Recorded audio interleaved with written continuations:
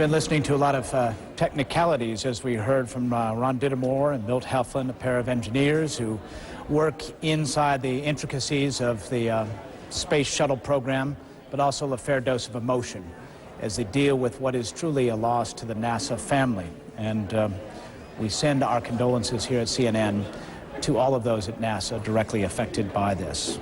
I'd like to read you a quote from Gus Grissom, who died January 27th, 1967, the Apollo 1 fire on launch pad at the Kennedy Space Center. If we die, we want people to accept it. We're in a risky business, and we hope that if anything happens to us, it will not delay the program. The conquest of space is worth the risk of life. Gus Grissom, prophetic words. NASA, Mercury, Gemini, and Apollo astronaut. We spoke to everybody on this crew before they left, and we asked them a lot of questions about their joy of their job and the risks they take, and whether they accept those risks willingly. To a person, they said yes. Let's listen to them. We do have a lot of first-time flyers. 4 out of the 7 are first-time flyers. 3 of the others out of the 7 have only flown once. So combined amongst the 7, we have 3 flights. And we joke amongst ourselves that Jerry Ross, who just flew recently, has by himself 7 flights. So he's got us beat by a factor of 2. And we're hoping that when we come back from a mission, we'll be beating him combined. You know, we'll have 10 flights amongst all of us, so we'll jump ahead of Jerry. I think every space mission is special, and everyone comes with its own set of challenges and exciting things to do. And I couldn't be any more excited about a space mission than I am about this one. But once this flight is over, I'll be back in line for the next flight, and whether it's a Hubble flight or going to the International Space Station, I'm sure it's going to be another exciting space mission just like this one.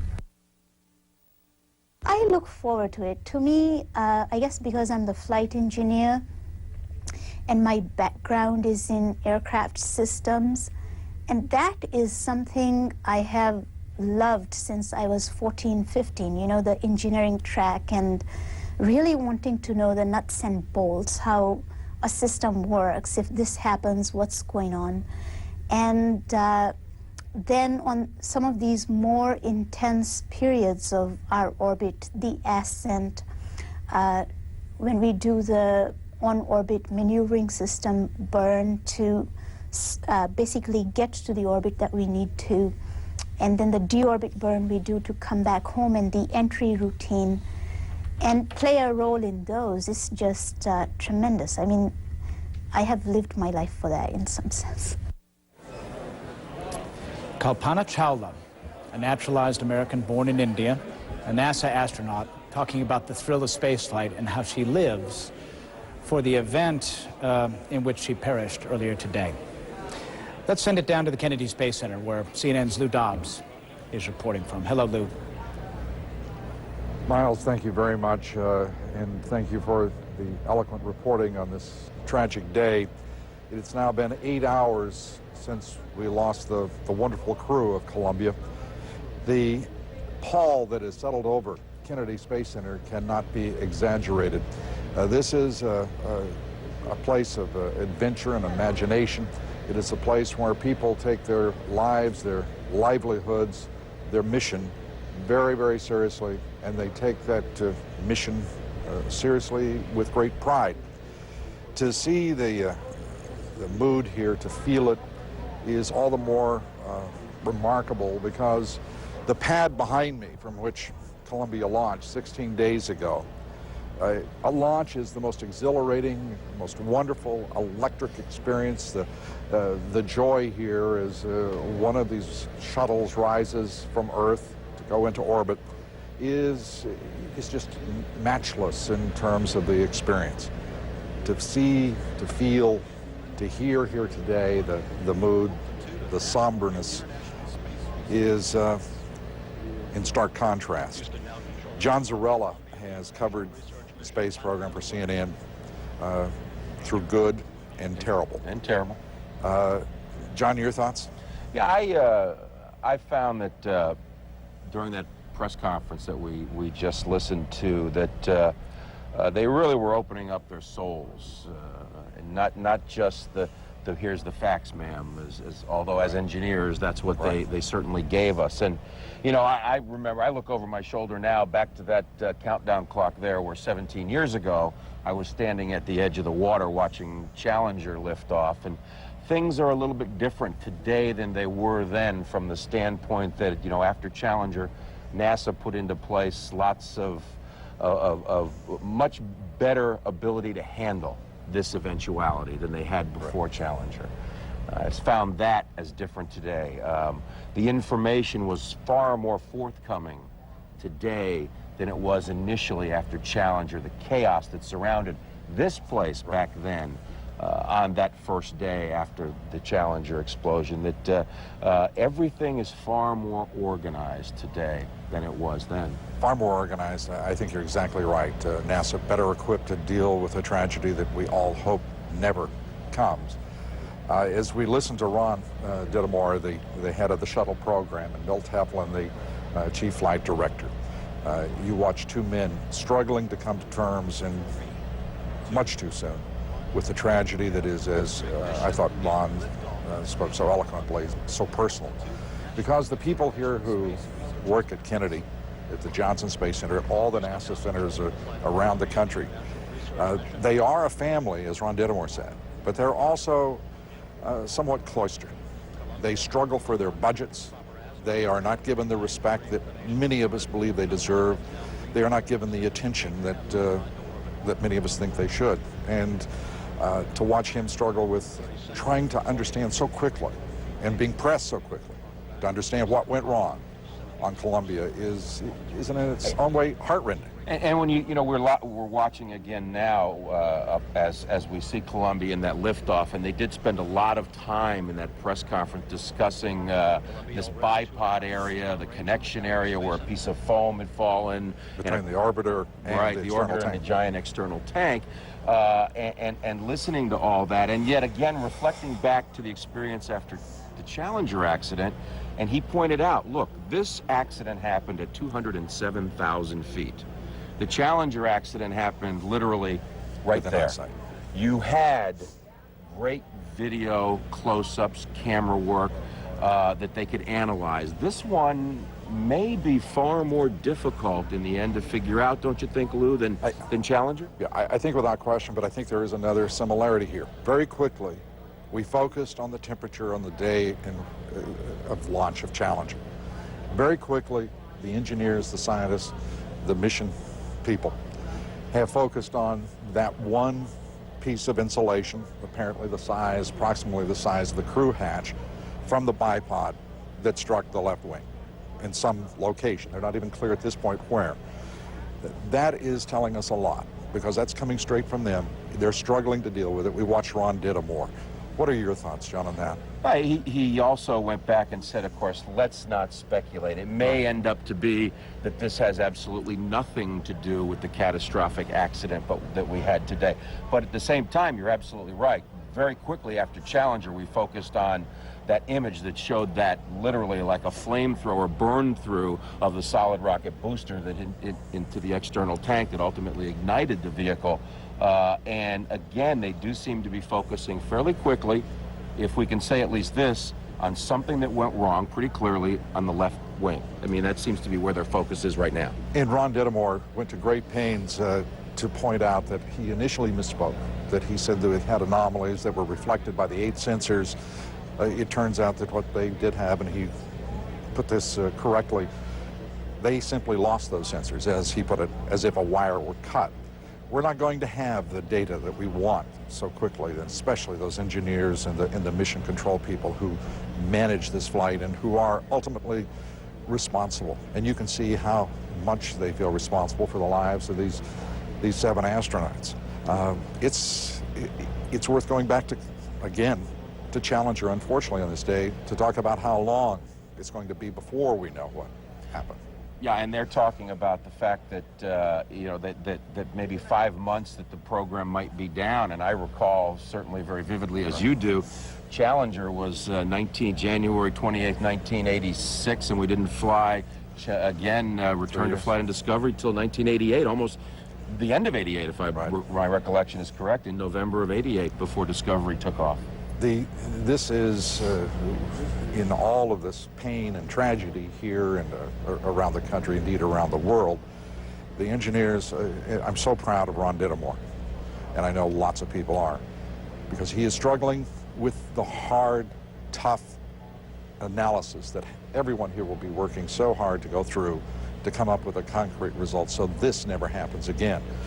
But the process is going to expand beyond simply the engineers and simply the scientists. It's going to be a political discussion as well that will take, and there will be a natural process in all of this that includes healing, because this is a tremendous loss. Once you get past that initial healing process, then just as, again, after Challenger and the Rogers Commission and the report and the political implications, and in this case, the situation is far more difficult than it was after Challenger in that you have a space station up there now that you didn't have after Challenger. You could take 2.5 years on the ground, get your problem solved, and work it out.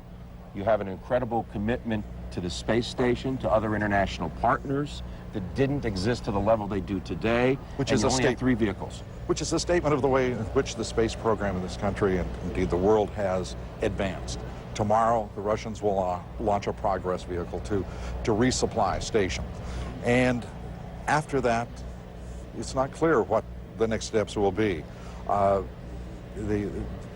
Monday, Sean O'Keefe, the NASA administrator, was to present to Congress his budget, talking about all the wonderful things that are underway, nuclear propulsion for travel to Mars, a new space orbiter, and obviously, all of that is now on hold. With John Zarrella, I'm Lou Dobbs. Miles O'Brien, back to you. Thank you very much, gentlemen. Appreciate your insights. Let's do a little technical business while we kind of wrap things up here. I wanted to just tell folks what a bipod is, just briefly, because we've been using that term quite a bit and bandying it about. If you take a close-up here, this is a simplified version, but this model does show what we're talking about. It's the attach point right beneath the nose of the space shuttle to that external tank. The external tank containing oxygen and hydrogen in it. Super cold stuff, 400 degrees below zero for the hydrogen, 200 and some odd for the oxygen. The hydrogen is the coldest substance on Earth, the liquid hydrogen.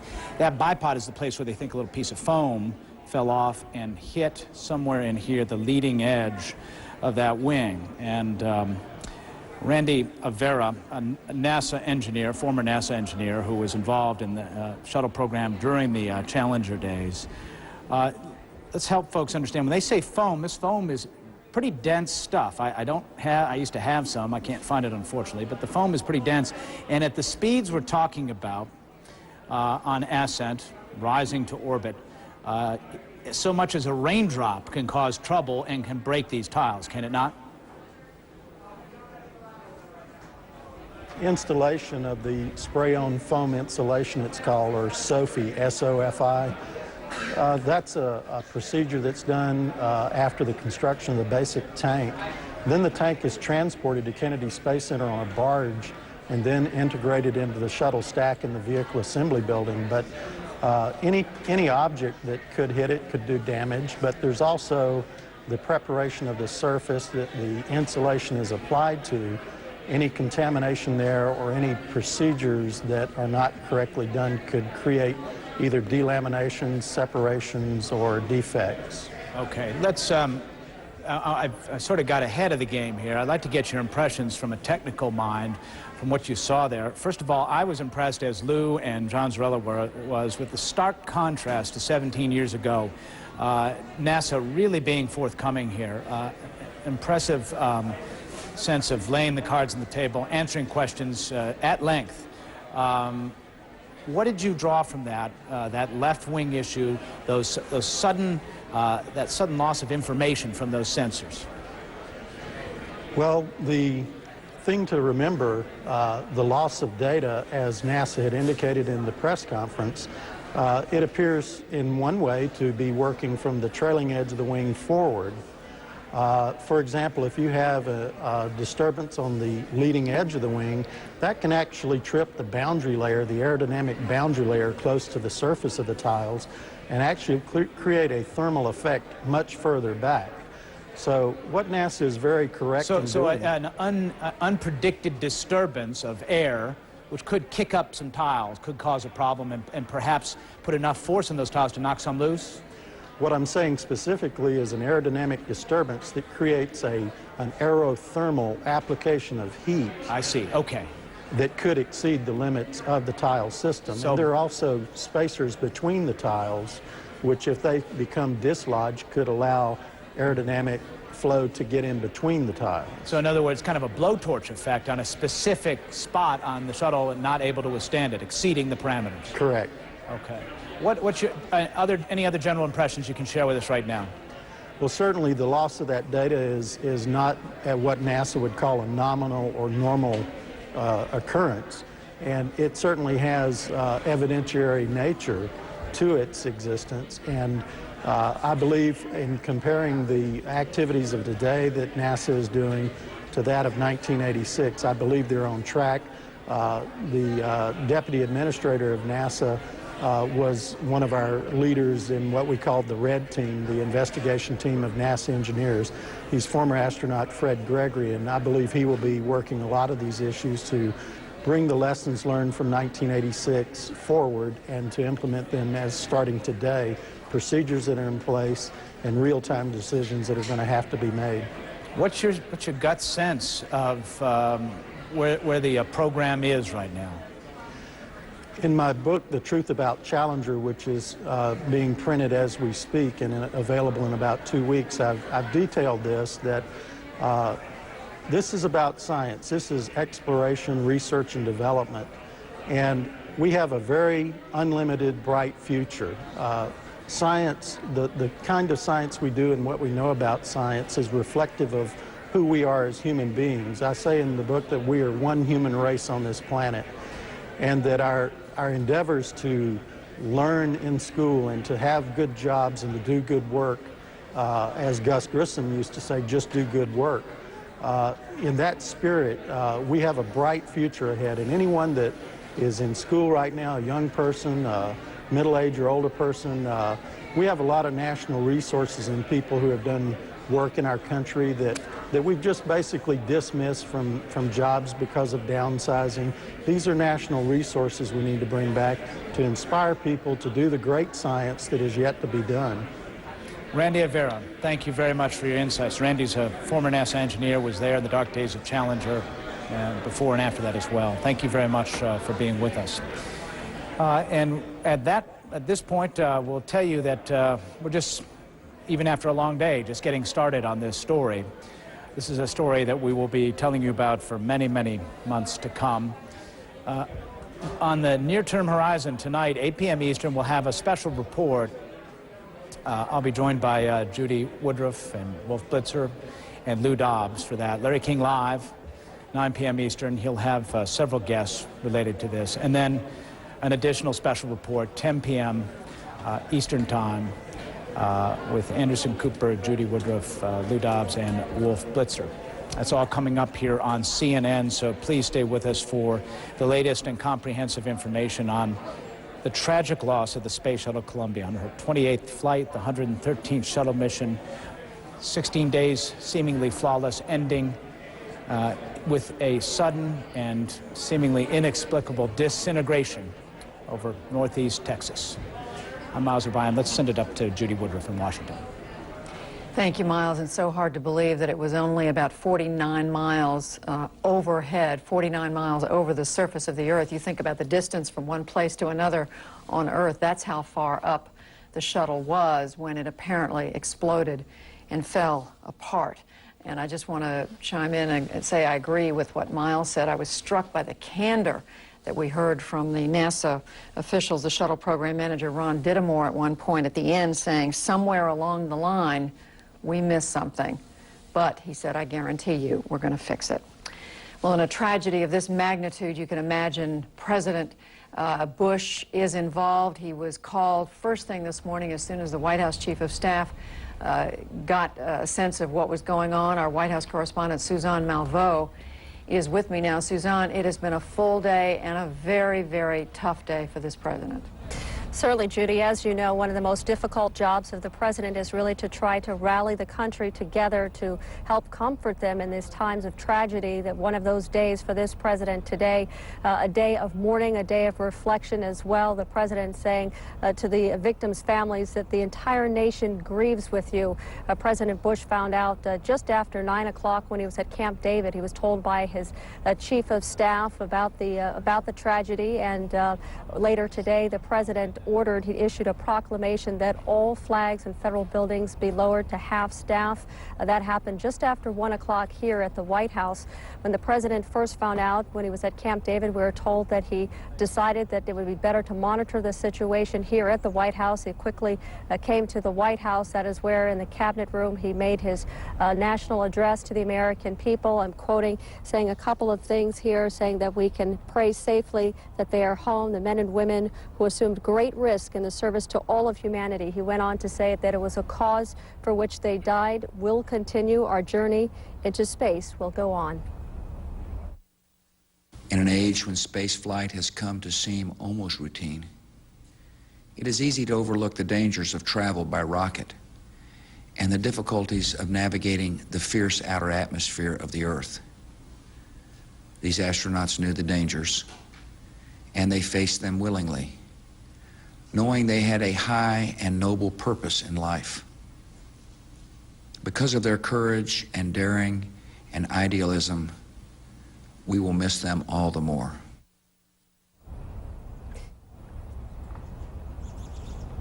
And Judy, we are told by senior administration officials that he made a very difficult call, a conference call to the families of the victims. They were at the Kennedy Space Center this afternoon.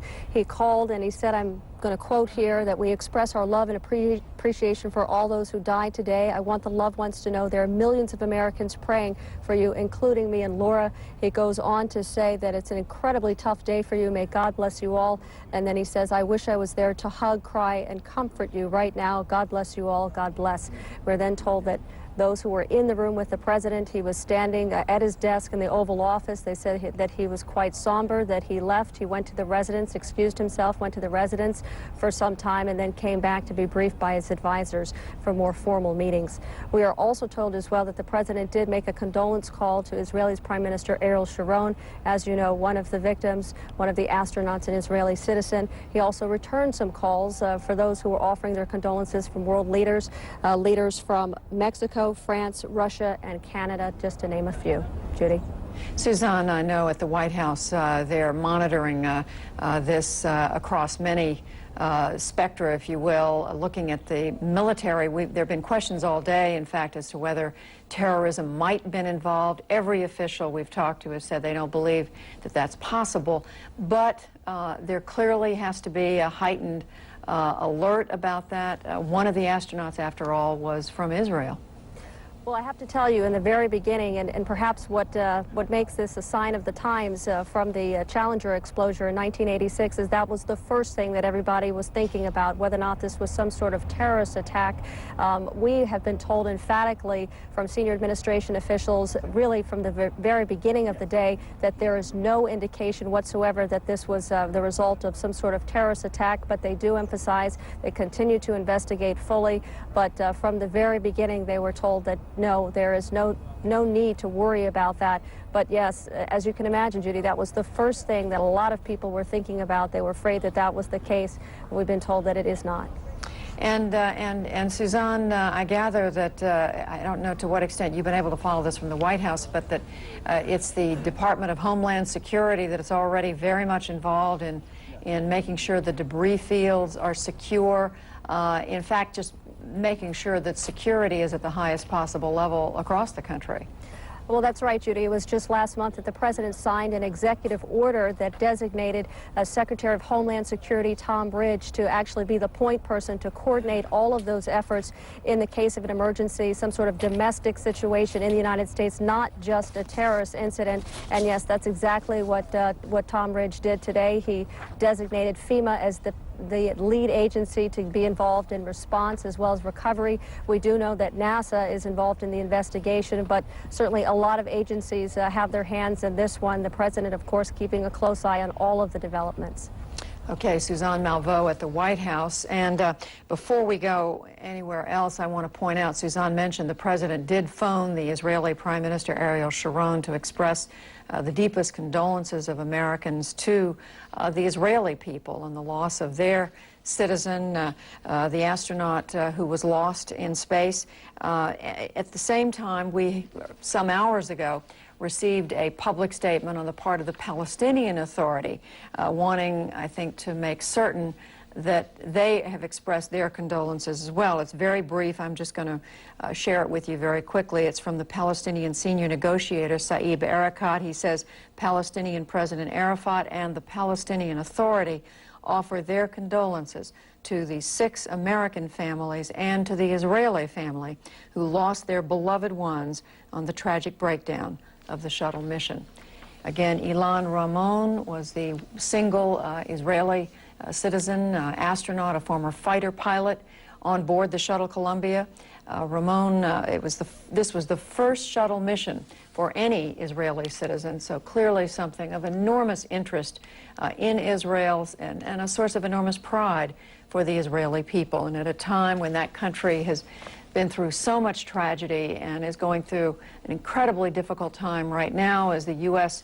gears up toward a possible war with Iraq, to have this happen only makes what is a very tough time even more difficult. Now, we were trying to establish a connection with our Pentagon correspondent, Barbara Starr. Barbara, are you available? I'm here, Judy. There you are. Well, at the Pentagon, they've had a very important aspect of the mission, some of the mission that we heard Suzanne describing at the White House. Bring us up to speed on that. Well, Judy, what we can tell you is that defense officials tell us that now NORAD, the North American Aerospace Defense Command, the Strategic Command, other elements of the U.S. military infrastructure will be going back through all of their data, their satellite, their communications data, radar data, everything that they possibly can go back through to see if they can glean any clues as to what might have happened. Of course, as part of the air defense system over the United States, there are radars and satellites up all the time, and they would have seen something about all of this. They would have seen the radar track. They would have been monitoring some of the communications, some of the sensors. So we are told they are going to go back now through all of their systems, some of the most classified, most expensive systems in the U.S. military, and see if they can offer any clues. Now, what we can also tell you is that earlier today, really within a very short period of time after this incident began to unfold, the U.S. military moved very quickly to see what it could do to offer to help even before there was a formal request. We'll run you through some of the things that the military has been doing throughout the day. In Louisiana, for example, the Louisiana National Guard began flying 2 F-15s over western Louisiana, over south central Louisiana, and they found debris from the shuttle near Lafayette, Louisiana. That's about 100 miles from the Texas border. They found it in pine and scrub brush, we are told. So some of the debris falling very, very far from Texas. Back in Texas at Fort Hood, where they had been getting ready for possible deployment to Iraq, they began flying 4 helicopters around eastern Texas, again looking at some of the debris that we have seen during the day. They were also ready earlier in the day to deploy military police units if there had been a formal request. If local law enforcement had become overwhelmed, they did not. We are told many of these search efforts are still underway tonight, but they're going to wait and see if FEMA now makes a formal request for additional military assistance. Judy? All right, Barbara Starr at the Pentagon. And yes, one would think that there must be data, as you described it, radar data that the military collects that just might offer some assistance as NASA begins to try to piece this terrible tragedy together. I'm joined now in Atlanta by our colleague Anderson Cooper, who's typically on duty on Saturdays. But Anderson, this is a particularly tough one. It certainly is not a typical Saturday at all. Some 8 hours, 40 minutes since we first learned of this terrible, terrible tragedy.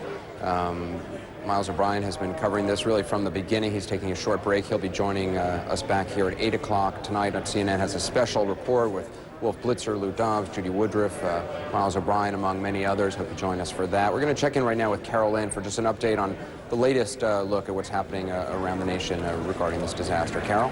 Thank you, Anderson. We want to catch people up in case they've had a busy weekend or just learning about this tragedy.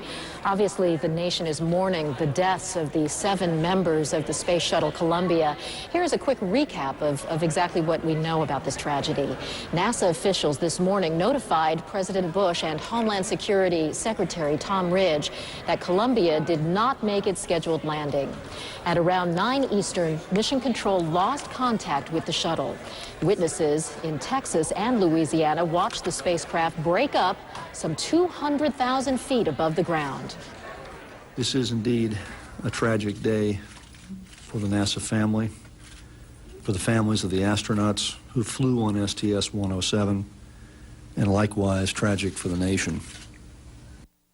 Now, officials say terrorism was not the cause. Search and recovery teams have been deployed from Fort Hood, Texas, to secure many of the wreckage sites.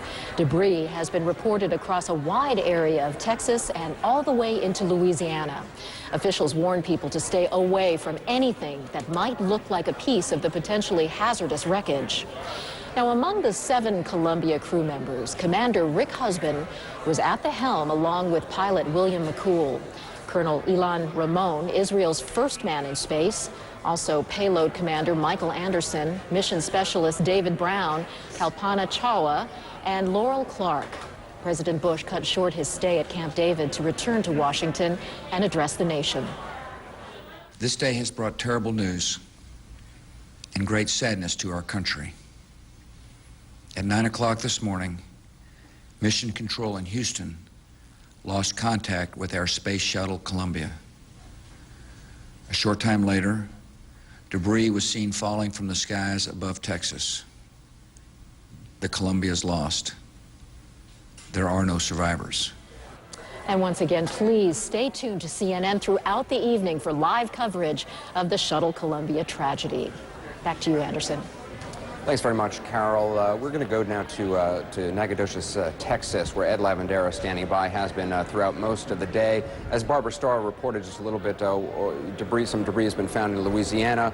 People have been looking for debris all over in regions in eastern Texas. Ed Lavandera in Nacogdoches. Ed, what's the scene there? Well, Anderson, if you'll allow me, we're here in downtown Nacogdoches, and the parking lot you see behind me, just in the distance over there, you'll see what really amounts to a 3-by-3-foot piece of the space shuttle. And what this has essentially turned into has been a gathering point for the citizens of Nacogdoches and many of the residents around here who have many stories of their own to share today. Many of the witnesses we've talked to describe how they heard a thundering sound that lasted, one woman told me that it felt like it lasted 2 minutes. So they heard all this sound, this chaotic sound, which many people have described in so many different ways. But here, people have come here throughout the day and have been sharing their stories, really. And the only thing to look at is that small piece of debris in the middle of this parking lot. And this is very significant of what we have seen throughout the area in East Texas. We have drove down this morning from Dallas to Nacogdoches, about a 3.5-hour drive, and you've seen scenes like this all day long, where there have been small pieces of wreckage, where either military officials, local police, or state police, even private landowners. This is a very rural area in some parts of East Texas, and so a lot of private landowners taking it upon themselves to cordon off the smallest piece of wreckage to make sure that nobody touches it. So I've gotten the sense that a lot of people have really been paying attention to the warnings that authorities have put out to the folks here. But this is very different from the other scenes, because this is kind of is taking place in the heart of the city here, and you see just a lot of people getting together, sharing their stories that they've gone through today, enlightening each other about what exactly they saw when all this transpired this morning. We've seen several people come out here this morning, this afternoon, to leave flowers. The flags that fly around here at this bank, for example, this is a parking lot that's just behind a bank. The flags here have been flying at half-staff throughout the day. So very quiet scene for the most part, as people kind of reflect on their own stories and where they were this morning. Anderson? And just a bizarre scene, the idea of debris raining down from the sky early on a quiet morning in a small Texas town. Ed, thanks very much for that report. Luckily, no people injured there that we know about at this point. We're going to go back now to Washington. Judy Woodruff, who's standing by. Judy? Thanks, Anderson. You know, it's not just debris on the ground that apparently now is an issue. There is also debris in the air, which is creating a problem for some air flights in the United States. Joining us again, Patty Davis, our correspondent who covers aviation. Patty, this is something I think it's hard for some people to imagine, that not all the shuttle fell all the way to Earth. Some of it is still up there. Absolutely huge debris field. FAA saying about 2 hours ago, putting out a notice to airmen saying that in fact this debris field is something like 95 miles long, 13 to 22 miles wide, and it's warning pilots to watch out for it. It's calling it a visibility issue. About 2 hours ago, it was around Lake Charles, Louisiana, and it was headed southeast towards the Gulf. Also, the FAA today established a no-fly zone, about 60-mile radius. That is around Fort Polk, Louisiana. No one could fly within that 60-mile radius there, and coming below 3,000 feet.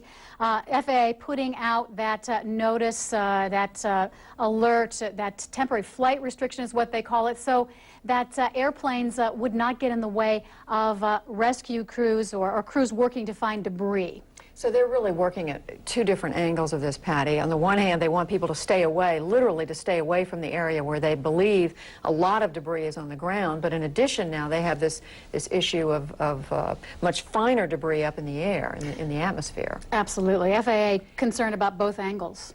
Okay, Patty Davis, who's been reporting for us all afternoon. Anderson, it's back to you. Judy, thanks very much. In a little bit, Judy, we're going to be going to Israel to talk to a documentary filmmaker who has been making a film about Ilan Ramon, the colonel, the Israeli colonel, who of course died earlier today. But first, before we do that, we're going to go to the Kennedy Space Center and Lou Dobbs, who's standing by. Lou? Anderson, thank you very much. Here at the Kennedy Space Center, NASA executives and employees here are obviously trying desperately to come to grips with the tragedy that has befallen the nation, all of us, but most particularly this group of people, the men and women of NASA, some 15,000 strong, who are at the forefront of our space exploration program. The Shuttle Columbia, 28 missions. This is the 113th flight of a shuttle. Columbia first flew in 1981. And for this tragedy to befall the 7 crewmen and crew women of Columbia, to befall NASA now, just as so much was beginning to be right about NASA, so much focus on the future of space exploration, new discussions about propulsion systems and new types of space vehicles, new ideas about where next to extend the reach of mankind, is compounding, frankly, the tragedy. And the people here at Kennedy, I think one has to say first and foremost, they are doing remarkable work, because for them it is a personal pain, it is a personal loss, certainly a loss and a pain shared by all of us. But without question, for these fine men and women, these are the most difficult hours. Unfortunately, many of them have gone through these hours before, with the loss of Challenger in 1986, and of course with Apollo 1, the launch pad fire. There is also a remarkable thing about NASA, and that is this family of professionals who take great pride in leading America in exploration of space. They have the ability to deal with tragedy, to start analyzing, to start trying to come up with the solutions to the problems that manifested themselves at about 9 o'clock Eastern time aboard Columbia. The memorial services begin tonight. The struggle to understand what went wrong has already begun. And let's go now to Gary Tuckman at the Kennedy Space Visitor Center. Well, Lou, we're at the Visitor Center here at the Kennedy Space Center. 1.8 million tourists come here every year to take a look at museums that are on the grounds, and they go on buses to see the launch pad areas. Behind me, a granite black wall. This is the Astronaut Memorial Wall. 17 names of astronauts who died. 10 of them died on airplanes in crashes before they got to go into space. But you'll recognize some of the names. On the bottom there, you see Gus Grissom, Edward White, II and Roger Chaffee, who died in that launch pad fire, January 27th, 1967. To the left, you'll see 7 names you're familiar with. Those are the 7 astronauts: Francis Scobie, Michael Smith, Ellison Onizuka, Judith Resnick, Ronald McNair, Krista McAuliffe, Gregory Jarvis, who died January 28, 1986, when the Challenger exploded 1 minute and 13 seconds after taking off. And we soon assume, and we know because officials here tell us, that the people you see on the bottom there, the picture on the very bottom under the bouquet that was put up there shortly after this accident happened, these are the 7 people whose names will soon be on this black granite wall also. Michael Anderson, David Brown, Kalpana Chawla, Laurel Clark, the commander of the mission, Rick Husband, William McCool, and Ilan Ramon. Those are the 7 astronauts who perished, whose names will soon be on this black granite memorial that was put here in 1991. 17 names now, 24 names soon to be on the wall.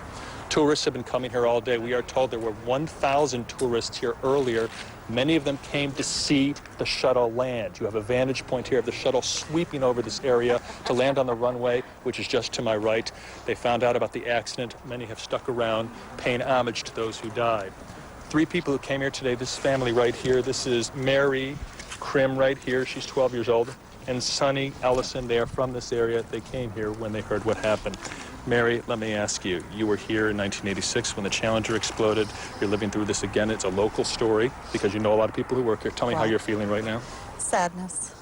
True sadness. Sadness for the families and sadness for America. And sadness for Israel, too. They lost someone, too. Sonny, you were telling me you are a teacher. You teach social studies Yes, sir. to 7th graders here. Yes, What are you sir. going to tell your children when you go back to school on Monday? I'm going to have them all repeat the names of the astronauts and talk about their families. And just Thursday or Friday, we just talked about the Challenger, so we had their picture out. I got a nice mural of that. And we're going to talk about peace in the world. And like I said to you earlier, I'd like to see America offer Iraq a chance to send an astronaut up. What does that mean? To send an Iraqi astronaut up? You're talking about as a goodwill gesture. That's a goodwill gesture, yes, sir. Okay, well, we can talk about that another time. But what I want to know is, as you stand next to this wall right here, how does it make you feel? It's sad and proud. And I want to talk to your daughter, too. Yes, sir. You're 12 years old in 6th grade. When you heard about this from your mom and dad this morning, how did you feel? I was really, really sad that people died just for trying to help mankind. And that's a good way to sum it up. They did indeed try to help mankind, and they perished doing it. Thank you for talking with us. We appreciate it, Ellison family. Behind me, you could probably see in the background there a tail. That is a replica of the space shuttle. It is the most exact replica known to man, built here at the Visitor Center at the Kennedy Space Center. And this is where tourists go. They actually can board and go inside, and they're doing it today with a great deal of sadness. Lou, back to you.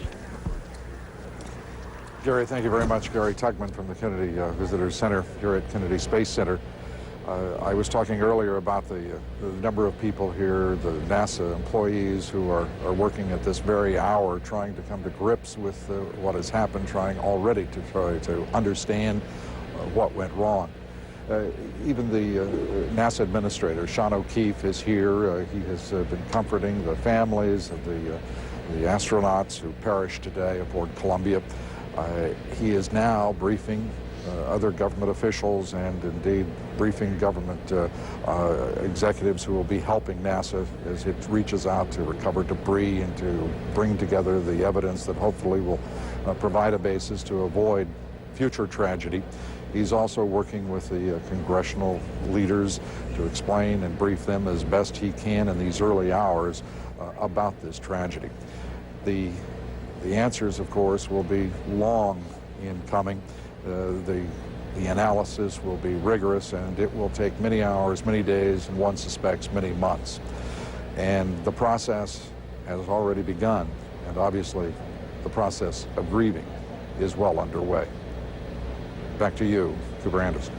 Lou, thanks very much. In all the talk of the investigations that will no doubt be coming in the weeks and months to follow, it is very easy to lose sight of the people whose lives were lost. I want to show a picture right now of the 7 astronauts who perished earlier today aboard the Space Shuttle Columbia. When you look at that photograph, you see the diversity that is America, the diversity that is the space program, black and white, men and women, naturalized American citizen, a woman born in India, became an American citizen, became an astronaut in 1994, and an Israeli citizen, Colonel in the Israeli Air Force, Ilan Ramon, all perished today. We are going to go now to Jerusalem, where a man by the name of Neil Weisbrod is standing by. He began a documentary and is still in the process of shooting a documentary about Ilan Ramon and about this mission of the Space Shuttle Columbia, and we are very pleased that he joins us here today. Are you there, Mr. Weisbrod? Yeah, I'm here. What are your thoughts at this It's a very moment? sad day. Well, I've been working on this film for 4.5 years, and I had the great privilege and now the tragic privilege of having met and worked with Ilan for so many years and having met the entire crew of STS-107. And I did get to know them quite well and work with them. And you'll see a picture here of them taking samples of blood, which later on they would check with samples that they were to take in space. It was a great privilege having known them, and I feel a great personal loss as well as a loss for all of America and Israel. This is a story that is obviously receiving a great deal of attention in Israel right now. Tell us what Ilan Ramon meant to many Israelis. Well, Ilan was a symbol, first of all, of being part of the great space adventure, being part of this great adventure in space, which Israel could not possibly do alone without the help and participating in the United States space program. Right now, in the pictures that you see from the film, it's ironic. You see the crew in a simulation, working in the simulator, getting ready for a landing simulation, which is where they all met their unhappy end. But you see the commander, Rick Husband, invited us to participate with him during this simulation of a landing. And you can see here Ilan is saying he's putting up his thumbs up and saying he's all ready for landing. And then Rick Husband, the commander, resets the simulator for landing. And they go through the whole process. And they did this over and over and over to make sure just that no such tragedy would happen. Tell us a little bit. For me, having sat there. Sorry, tell us a little bit about Colonel Ramon's background. I mean, this is a man who had been on many combat missions for the state of Israel, had been in danger many times, but he accepted danger, did he not? Yeah, I think he accepted danger, and he said on many occasions that it was more dangerous to ride on the roads in Israel than it was to get into the space shuttle. But his wife, Rona, on the other hand, I think always was aware of the danger of getting into such a tremendous machine with such an amazing amount of fuel and energy, and the danger, I think, she was aware of it from the beginning, and said that she would wait. He wanted to be on the launch and during the 2 weeks up in space, and she wanted to see him on the ground, which of course never happened. And Mr. Ramon has a family. I believe he has 4 children, a wife in Tel Aviv. Have you heard anything from them today, anything from his family? Well, they were all, of course, in Florida, Cape Canaveral, waiting to watch the landing. When I saw on television that the families were taken off the stands where they came to watch, I knew that something must be wrong. And now you're looking at pictures. It was very important for Ilan, whose parents were both Holocaust survivors, to do something meaningful for him and to show that somehow he survived to get into space, even though it was the desire to have his family wiped out. And this is a picture that was drawn in the concentration camp, Theresienstadt, by a young 14-year-old boy that was later murdered. And the picture survived, and Ilan took it to space with him. And it was very meaningful for him to do that. And no doubt he... And I have to say that... I'm sorry, go on. I just have to say that Rick Husband said, and he also says it in the film, he was a believing Christian. And because of this, he was very open to letting Ilan do things that were symbolic for him as well and for the entire nation of Israel. And I think that Rick and Husband and all of the crew, it's a terrible tragedy that these wonderful people were to meet such an end It certainly is. Neil Weisbrod, we appreciate you coming in, sharing your thoughts and your pictures with us today. Thank you very much on this difficult day. We're going to go to Kathleen Koch, who's standing by in Virginia. I understand she has talked to some relatives of some of the astronauts. Kathleen? You know, there are 7 families around the nation grieving tonight, and most of them grieving privately, as is understandable. But one very special couple, an elderly couple, Paul and Dorothy Brown, the parents of 46-year-old mission specialist David Brown, decided to share their son's story with us. They were at their home in Rappahannock, Virginia, watching when the shuttle went down early this morning. They said that he had not dwelt on the issue of danger that was presented by these missions, but he had discussed them with his older brother. Well, his brother, Doug, who's 2 years older, asked David, Dave, what if you were to die? And Dave just said, this program will go on. It has to go on. And that's the most we've ever. That's what the president said in his remarks, the gist of it. Were his words comforting to you? I mean, he said he was speaking to you, the family members. He really said you are not alone, that this entire nation grieves with you. And he expressed that hope as well, that this program go on. Yes, I think it must. We are a nation of explorers. That's why this great nation has come to what it is. And the space program will go on, too, for that reason. Now, David was very extraordinary. He was a Navy captain, a flight surgeon, a pilot. This was his very first mission. He had been chosen by NASA back in 1996. His parents said he was chomping at the bit to have this first opportunity to go. And now they say that their final wish is that they get something from the wreckage, that some remains might be found, so that they will have something of David to bury here at their home in Rappahannock, Virginia. Back to you.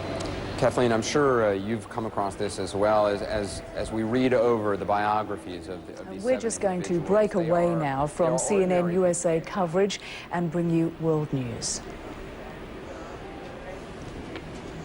Disaster strikes in the skies above southern United States as the shuttle Columbia breaks up while approaching for a landing.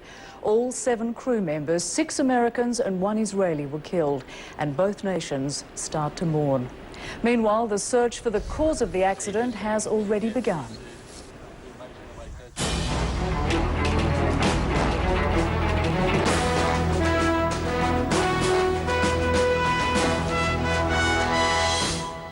Hello and welcome to World News. I'm Rosemary Church at the CNN Center. Well, the U.S. Space Shuttle Columbia broke up in the skies over the state of Texas Saturday as it approached for landing. All 7 crew members were killed. Let's just take a look now at the latest developments. And NASA has launched an investigation into the cause of the disaster. A search is underway for the astronauts' remains and debris from the shuttle, which is spread over Texas and neighboring states. People who find debris are advised not to touch it, as it may be toxic, and to call local authorities. Now, NASA is discounting terrorism as a cause of the crash. All future shuttle flights are on hold until NASA determines the cause of the disaster. And the next shuttle flight had been scheduled for March 1st. That's now off. Well, NASA officials feared the worst when they lost communication with Columbia about 9 a.m. on U.S. East Coast. As the extent of the tragedy became known, the Space Shuttle program manager spoke of NASA's loss. I'm sure you understand how difficult a time this is for us right now. We're devastated because of the events that unfolded this morning. There's a certain amount of shock in our system because we have suffered the loss of 7 family members. And a big roaring noise real loud. Sounded like a train was coming by or something, but it lasted on for maybe 15, 20 seconds. Then it quit. The crew, in good spirits, only a few days ago on board the Columbia. All scientists, all professional astronauts. The man with the camera is Commander Rick Husband, a former test pilot for the RAF. Kalpana Chawla, a physicist from India. This was her 2nd trip on the shuttle. Ilan Ramon, the first Israeli in space, a national hero, here talking to his Prime Minister. We have booster ignition and liftoff of Space Shuttle Columbia with a... Columbia's last launch 16 days ago, a spectacular sight. What you can't see is a small piece of insulation foam which detached from the shuttle and hit the left wing. Could this have caused the catastrophic damage? NASA's investigation has only just started. At home, the parents of one of the victims received the worst news. He had said very pointedly, the danger is in the launch and in the landing. Once you get into space, you're pretty safe, he said. So we knew that until he was back on ground, he wasn't totally safe. This was his first mission? Yes, his first mission. How did he feel about it? Oh, excited, thrilled. The president has left Camp David and rushed back to the White House to address them and the nation. His mood is extremely somber. My fellow Americans, this day has brought terrible news and great sadness to our country. At 9 o'clock this morning, Mission Control in Houston lost contact with our Space Shuttle Columbia. A short time later, debris was seen falling from the skies above Texas. The Columbia is lost. There are no survivors. The president has ordered all flags on government buildings to fly at half-mast. Today's catastrophe has come at a bad time. This nation is already unsettled by the looming war against Iraq and the ongoing war against terrorism. Out of 4 space shuttles originally built, 2 now survive. In recent years, the news had been about tourists in space. Today, a shocking reminder of the risks. Matt Fry, BBC News, Washington. Let's go live now to Washington, our correspondent Ian Pannell. Ian, questions are already being asked, aren't they, about this apparent damage to the left wing on liftoff. This is the wing, of course, that fell off. That's right. A very lengthy press conference being held by NASA went on over 2 hours. A number of questions being asked about the cause of this accident. The position of NASA at the moment is that they don't actually know. But what we are sure of is that on takeoff, there was some damage incurred, we believe, to one of the tiles on the space shuttle, and there were questions about whether this may have in some ways damaged the heat protection, these asbestos tiles that are fitted to the outside of the space shuttle, whether in some senses that had damaged the protection. Now, they're saying at the moment they don't know. They had looked at that when the space shuttle was up in space and had come to the conclusion that it wouldn't have damaged it, although they haven't actually answered the question whether that was a unanimous verdict or whether there were other people who had indeed felt that the damage caused was indeed great. Obviously, Ian, at first, in the wake of September 11th, with America apparently preparing for war, with the first Israeli in space on board, there were suspicions about terrorism. Are they categorically ruled out? Yes, they seem to be pretty much categorically ruled out. They can never say for certain until they've carried out their investigations. But the space shuttle was far too high for some form of surface-to-air missile to reach it, and the security was so tight around the space shuttle. It is routinely, but as you say, it had an Israeli air commander on board, and his presence meant that security was doubly high. I think it's just about inconceivable that anyone could have tampered with the space shuttle. Is it clear what kind of a blow this is to the space program? Well, the immediate effect is that all flights are cancelled. Now, of course, there are people already up in space. The International Space Station has people on board. They're saying that they have enough supplies and they could happily be up there until about the middle of June. But any other shuttle flights at the moment are cancelled until they have some greater idea about what actually caused this. The longer-term damage is harder to ascertain. This is a blow to the morale of Americans, as Matt Fry was suggesting, at this delicate time. The country is very uneasy about world events. That sense of infallibility, which America is famous for and which it prides itself upon, was damaged by September the 11th, but an event like this also has a big effect on people. This extraordinary fact, too, Ian, that it emerged at the press conference, that in fact NASA officials were not seeing what TV viewers around the world were seeing. They didn't have a TV in the control room. They didn't have the outside view. They just lost data. That's right. I mean, most of the images which we've been seeing on the BBC today and across the American networks and around the world, a lot of these images have been taken by amateur video camera people, some of them by local television networks, but no, they weren't able to see that. It was interesting when they were listing the last few minutes before they lost contact with the shuttle, they didn't seem to suggest that there was anything concrete there that gave the impression to the NASA controllers that there was a problem on board. They were losing contact with some of the sensors on there, but they say that that's fairly routine. They get their data from computers on board. There's no black box to recover anything like that.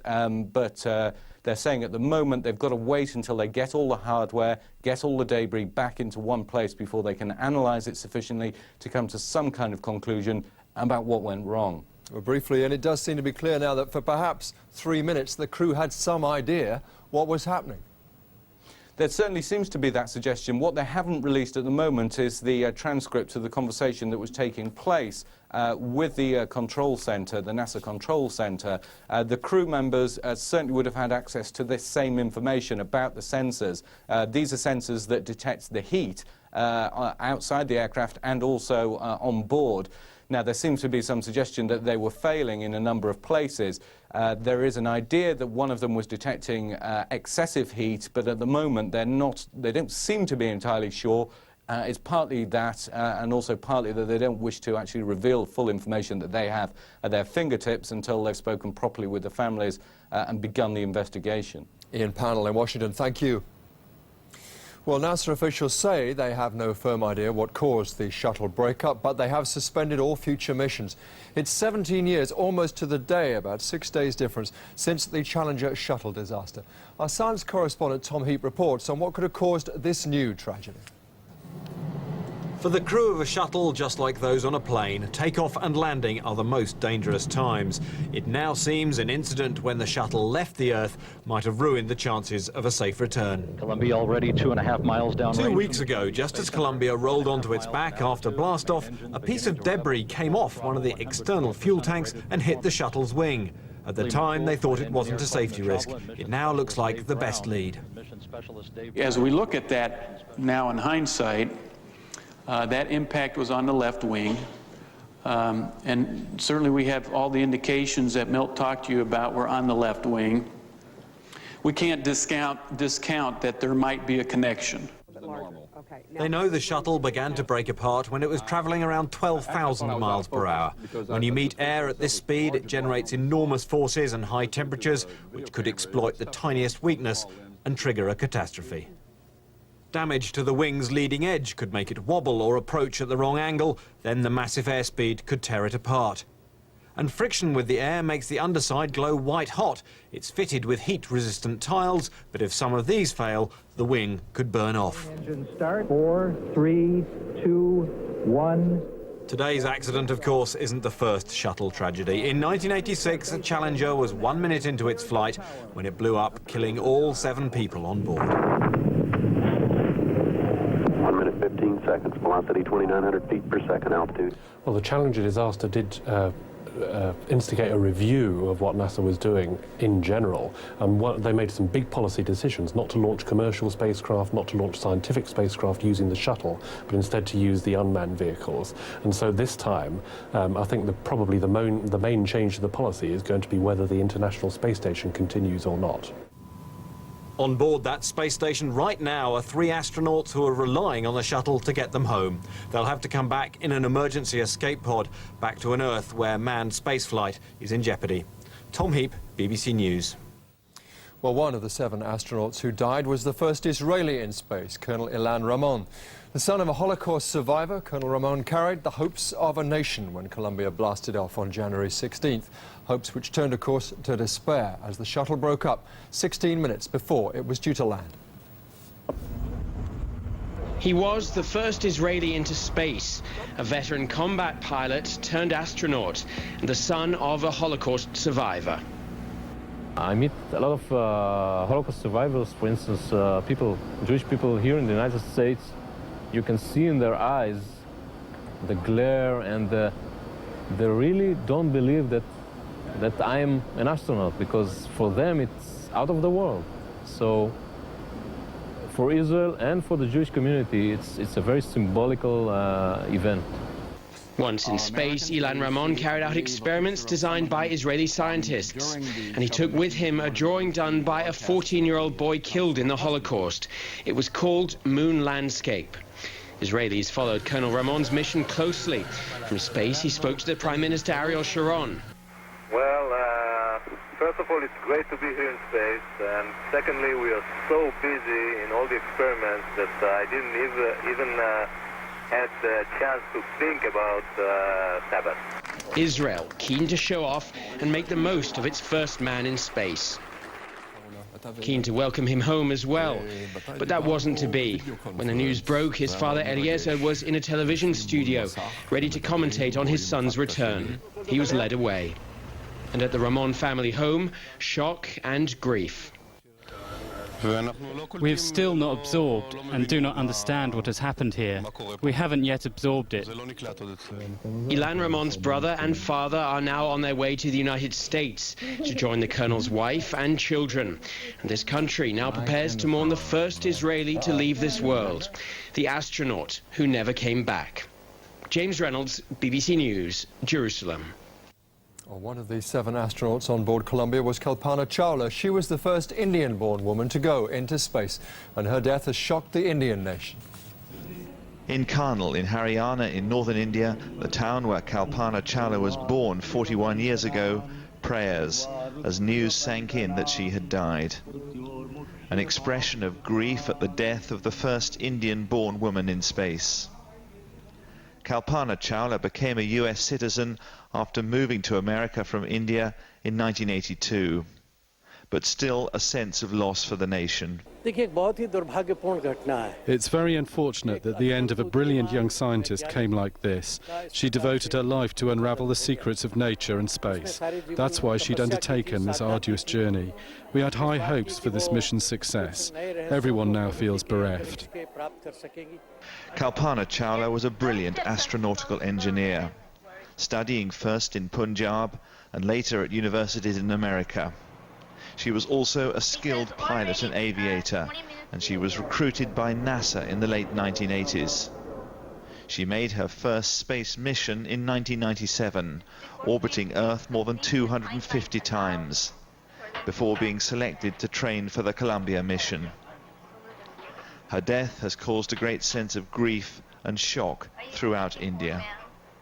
Adam Minot, BBC News, Delhi. Well, live now to Cape Canaveral in Florida, where the shuttle was due to land. Our correspondent there, Nick Bryant. Nick, a grievous blow at a time when America, already a very tense time for America. This community is just numb with shock. They've gone through this before, of course, in January 1986, when the Challenger went down. They're being forced to relive that nightmare. Every single flag here is flying at half-mast. Signs outside restaurants and hotels have been changed so they can express support for the relatives of those 7 crew members that have been killed. The local newspaper here has rushed out a special edition. Its stark headline, Columbia Lost.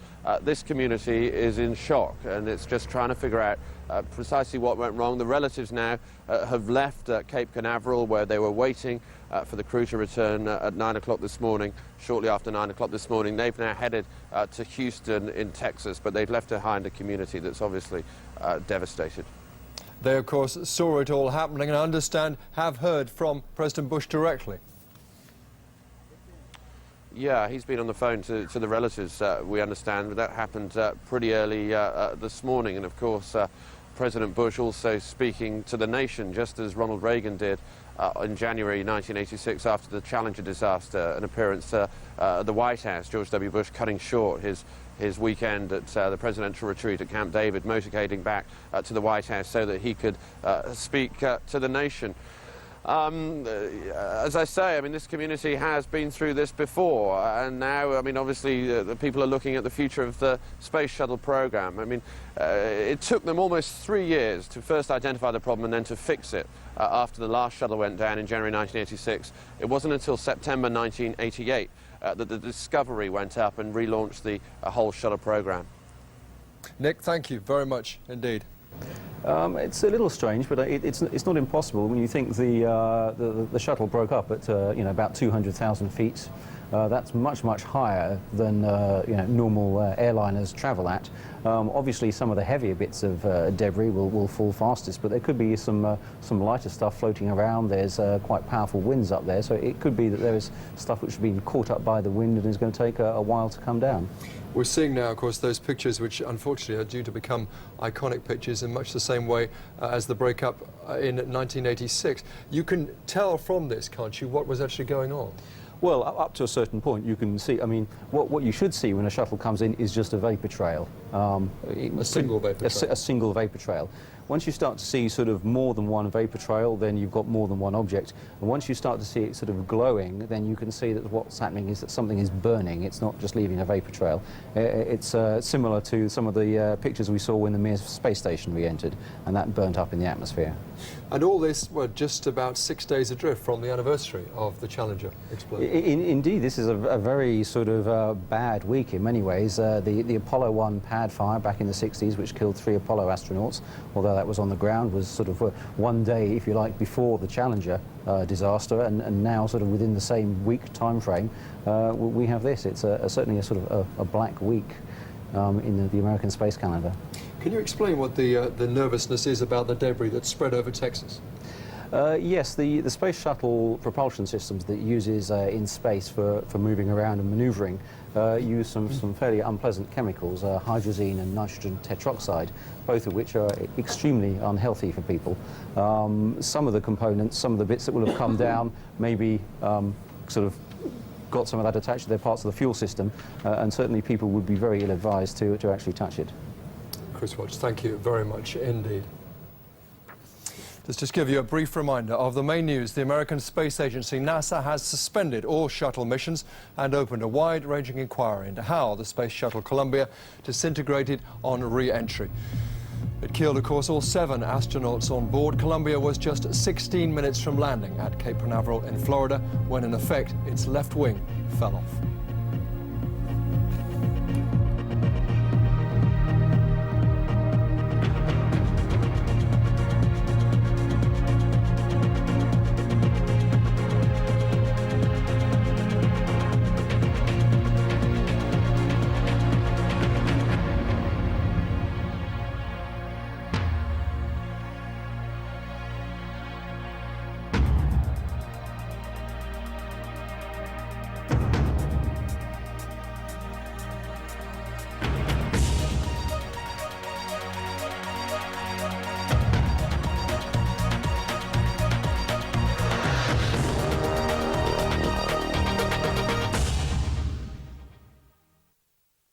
Personally, the thing that I have really enjoyed the most about Elon and his family is just their warmness and the openness that they have in sharing their home.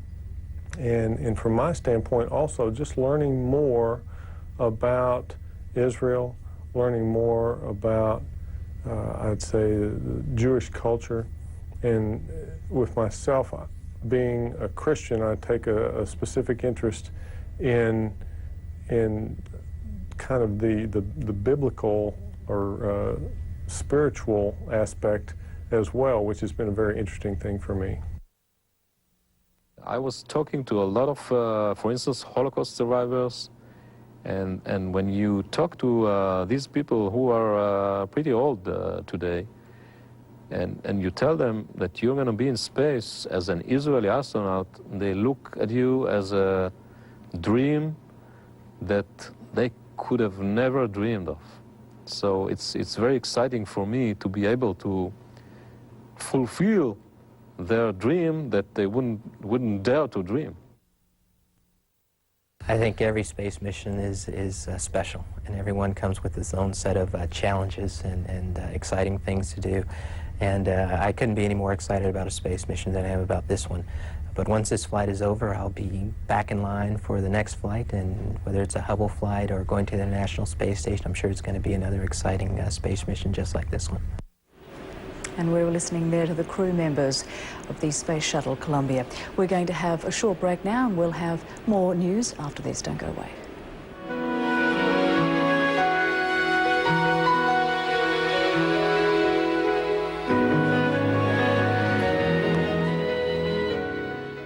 Sorge. Ihr Tod ist den Mitarbeitern der NASA Verpflichtung.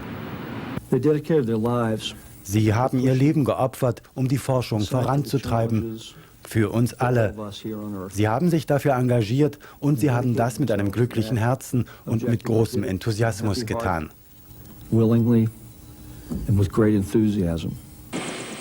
Über weiten Gebieten von Texas sind große Trümmerstücke der Raumfähre niedergegangen. Die Polizei warnt die Menschen vor Kontakt mit dem Material.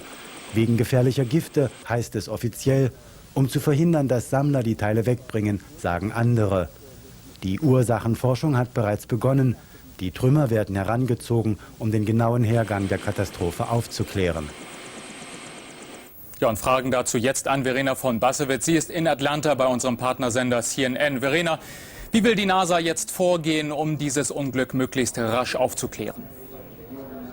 In der Pressekonferenz heute haben Sie gesagt, dass Sie jetzt erst einmal alle Daten einsammeln werden, alle Trümmerteile, und dies mit Hilfe des Militärs, der Marine und vor allem auch der Polizei in den einzelnen Bundesstaaten. Wenn all diese Daten zusammengesammelt sind, wollen Sie eine erste Zusammenfassung präsentieren und hoffen, dass Sie möglichst schnell sich ein Bild machen können von dem, was passiert ist, um möglichst schnell die 3 verbleibenden Raumfähren dann entsprechend umzurüsten, damit das Raumfahrtprogramm möglichst schnell wieder weitergehen kann. Wie geht es mit der Bergung der Trümmerteile weiter? Welche Kräfte sind dafür mobilisiert worden? Weite Teile Texas und auch Louisianas sind abgesperrt. Die Armee, die Marine, die Luftwaffe sind im Einsatz, auch die Ortspolizei. Und es gibt ein Einsatzzentrum, wo alle Informationen zusammenlaufen. Die Untersuchungen werden 24 Stunden durchgeführt werden. Es sind Helikopter im Einsatz und später am Abend werden es dann Helikopter mit Nachtsichtgeräten sein. Also die NASA tut alles, um möglichst schnell möglichst viele Informationen einzusammeln. Verena, welche Konsequenzen hat nun diese Katastrophe für die weiteren Shuttle-Missionen und auch für die internationale Raumstation ISS? Zunächst einmal sind sämtliche Raumflüge der NASA gestoppt worden. Es sollte ein Shuttle Anfang März starten. Das ist gestoppt.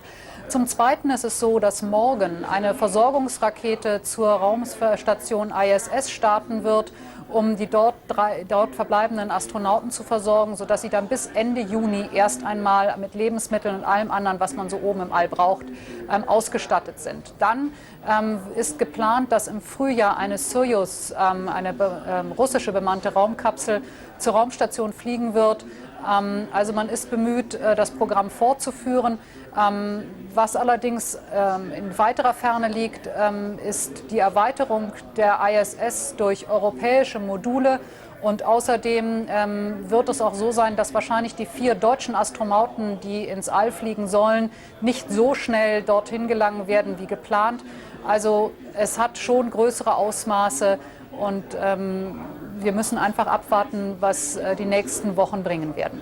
Verena von Bassewitz in Atlanta, vielen Dank für diese Informationen. To be alert to a debris cloud from the Shuttle disaster that's hovering over Lake Charles, Louisiana. Officials say there's no danger to planes that fly through the cloud, which could take several hours to dissipate. We're going to go now to Barbara Starr, who is standing by at the Pentagon, where she has been reporting all day long for us. Barbara, what's the latest? Well, Anderson, what we can tell you is that defense officials are now saying that they will go back through some of their most classified equipment systems, radars, telemetry communications at NORAD, the North American Aerospace Defense Command, and at the U.S. Strategic Command in Omaha, and they will try and see if they can gain any clues as to what might have happened. Now, of course, as part of the air defense system over the United States, routinely, all of the data on any airborne objects, radar trajectories, all of that is routinely gathered. They will go back now and see if they can get any clues as to what might have happened. We asked about whether or not there was any evidence that the shuttle, upon this incident happening, had been struck by something in the air when this event occurred. Officials telling us tonight They have no specific evidence from what they know so far that the shuttle might have struck something. They say they can't rule anything in, can't rule anything out, and they will be part of a complete investigation as they look at some of this radar communications and telemetry. And of course, we want to tell you also, remind people, the U.S. military was very involved earlier today in some of the search patterns over Texas and Louisiana. Fort Hood, Texas, which was getting ready for a deployment to Iraq, indeed launched helicopters over eastern Texas looking for debris. And in western Louisiana, 2 F-15s from the Louisiana National Guard, they began flying search patterns, and they found large debris as far east as Lafayette, Louisiana. That's about 100 miles from the Texas border. They found it in pine and scrub brush, we're told. So this debris pattern is going to prove to be very, very large. Anderson? And Barbara, all day long we have been talking about terrorism. Early on, a lot of people, especially on the internet, sort of saying, oh, this perhaps is an act of terrorism. That has been basically ruled out by most responsible law authorities. Just want to make sure, the Pentagon, what are they saying on that front? Let me give you one indicator, something I was watching quite closely earlier today. It's a Saturday here at the Pentagon, and routinely, top senior officials, military and civilian officials, are here at the Pentagon on Saturdays. They've been doing that since the 9/11 attacks, and they've been in every Saturday for their routine planning for any contingency in the Persian Gulf. Well, we found out a number of meetings about planning for Iraq were scheduled, and I can tell you, as far as we can determine, all of those meetings went forward. There were no changes in anybody's schedule. The routine planning meetings for Iraq went on, and one has to think if there had been anything otherwise untoward in the shuttle incident, those meetings would have been called off. People would have been very busy on this other event. That did not happen. You mentioned NORAD being involved in this. If you could just give briefly the scope of U.S. military involvement in the recovery efforts in the investigation. Well, there were about half a dozen helicopters flying earlier today, 6 F-16s out of Texas, 2 F-15s out of Louisiana. A number of transport planes were also moved around the country. They began shuttling NASA personnel back and forth to several sites. Now, a lot of that is on standby now for tonight, and what will remain to be seen is tomorrow at first light, although they have night vision equipment, at first light tomorrow, will we see some of these aircraft back in the air? What the military is waiting for tonight is whether FEMA makes any formal request for military assistance, for ongoing military assistance. We're told that has not happened yet, and we'll just have to see how all of that unfolds tomorrow. Anderson? All right, Barbara Starr at the Pentagon, as you have been all day. Thanks very much. As we continue to cover this breaking event, we are going to go now back to Judy Woodruff, who is in Washington. Judy? Okay, Anderson, we know that a big part of what the military is doing is helping to secure any debris that is on the ground that officials have not had a chance to get to retrieve and to make safe so that it can make its way back to NASA.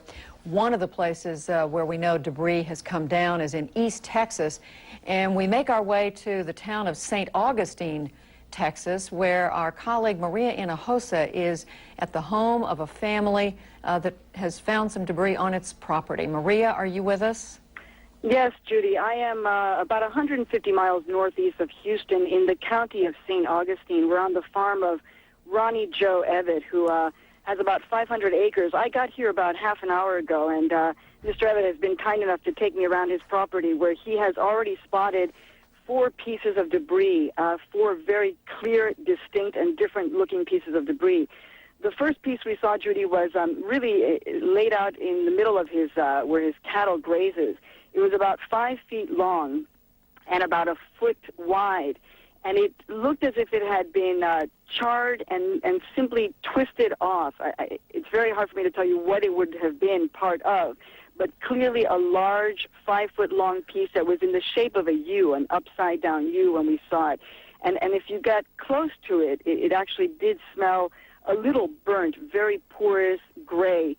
Then we drove another little bit to another part across from the cattle field, and we saw something that was pretty incredible. It was perhaps a 1-foot-long, very thin piece of steel that seemed to have been plunged right into the earth, was standing straight up into the earth like a stake. Then we drove another mile away to another part of his property and again found another piece plunged, really looking like a bracket with bolts. You could see the bolts, you could see the nuts on it. In fact, one of the people that's accompanying us on as we're looking for these pieces said it actually looked like the form of a cross. And the final piece we saw was about an inch, a square inch. It was a small square inch. You could see 3 screws and actually a little area where it seemed to have some computer pins sticking out. So this is just on one farm in St. Augustine, Texas, where many of the farmers are going out and surveying their land, and they are in fact finding quite a bit of debris in this very large area of St. Augustine County, Texas. And Maria, so remarkable that no one has been hurt when you think of all the debris that has come down from that enormous machine, that shuttle up in the air. Maria, just to clarify again, where is this farm in relation to Houston? It's about 150 miles northeast of Houston where we are, Judy. And in fact, as I was walking around and looking at these pieces, as I said, some of them look like stakes really planted straight into the ground. It is a miracle that no one was hurt. These pieces are we don't know how deep they go into the ground because no one wants to touch them, but they are pointy, they are sharp. It's just very lucky that no one was hurt in this area. But people are continuing to survey and finding them bits and pieces. There have been no officials who have come to this area on Ronnie Joe Everett's farm yet to look at these pieces. There have been some media, but no one yet officially to come and look at them or take them away. And he himself has looked at them but not touched them as he has been advised by the authorities. And just quickly, Maria, did Mr. Everett see or hear anything overhead when the shuttle exploded? Well, he was feeling it. He, in fact, was feeling that the earth was moving underneath him, trembling, and he had heard before shuttles coming over the area, and immediately called his daughter and said, by the way, is there in fact a shuttle coming in? Daughter said, yes, there is. And 3 minutes later, the daughter called back and said, the shuttle has disappeared now. So it was a very quick moment from the time that he felt the rumblings. Anywhere you go in this area, you talk to people and they'll tell you what they felt. They felt that there was, as if there was an earthquake, a rumbling sound, as if there was a train, the earth shaking, cows running. If the cows were out to pasture, I heard some people talking about seeing their cows running at the time when they heard and felt this sound and this movement. So here in this part of St. Augustine, there are many people who are in fact spending their day who are looking. They've come from other parts of Texas nearby to spend their day trying to find out where this debris is. So there are people who are not officials, but who are out, in fact, looking for parts of this debris. And right now, actually, Mr. Everett is pointing out to me that there is a plane circling above. He said that there have been several planes and helicopters, orange helicopters, over his area of about 500 acres, that there's clearly a presence of authorities who are trying to zero in on this area. So right now, passing above us is a plane that he believes, and I can see it, he believes is a kind of surveillance plane.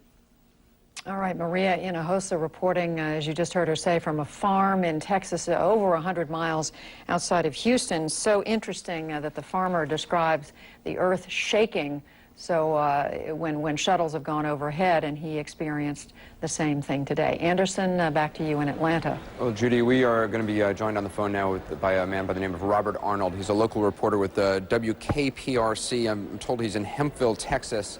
Mr. Arnold, what are you seeing where you are? Right now, this is just one of the areas where they have cordoned off, where they have found debris. You can see the yellow crime scene tape forming a triangle from some of the areas. The investigators have just finished a very meticulous investigation in this area, taking pictures, detailed measurements before moving on. Part of the problem that we've been seeing in the 3 counties, San Augustine and Sabine counties specifically, is there is so much debris scattered over such a wide area. All they have time for right now is to just mark it, leave a volunteer firefighter, a deputy sheriff in the area to make sure nobody comes by and disturbs it, but they have to mark it until federal investigators get a chance to get into that area, and that is a monumental task at this point. One of the more eerie things findings we found was about 15 to 20 miles to the west of where we were as we were traveling through San Augustine County. Along Highway 103 on the side of the road was a perfect mission patch. It was intact. It was singed just a little bit, but it was a perfectly intact mission patch, and it bore the names of all the 7 astronauts. So in addition to the debris, there are some very eerie, very tragic findings out here in this area, and the people who live in this area are on edge at best because they're not sure what they're going to come across as they walk through these wooded areas and on their expansive properties. Anderson, back to you. Robert, we are looking at some very disturbing pictures, obviously, right now. How widespread is this debris in the region you're in? I mean, we see the shot that you're showing us right now, but as you drive through this area, I mean, is this every couple of yards? I mean, how often do you come across debris? It seems to go in spurts. You'll go for about a mile and you really won't see anything. Then all of a sudden you'll hit a patch where you'll see little yellow markers just about every couple of feet. And some of the pieces they're finding, they'll find pieces anywhere from as long as 12 feet down to as small as a quarter. We were on one farm with one gentleman, Willard Knight, who found a piece that was really no bigger than I would say a bathroom tile. So that's the problem. You'll go in through different areas and there won't be much, but then you'll hit other areas and there'll be a tremendous amount of debris. Anderson? You'd mentioned this patch that you had found. Were authorities on the scene? Had the area been cordoned off?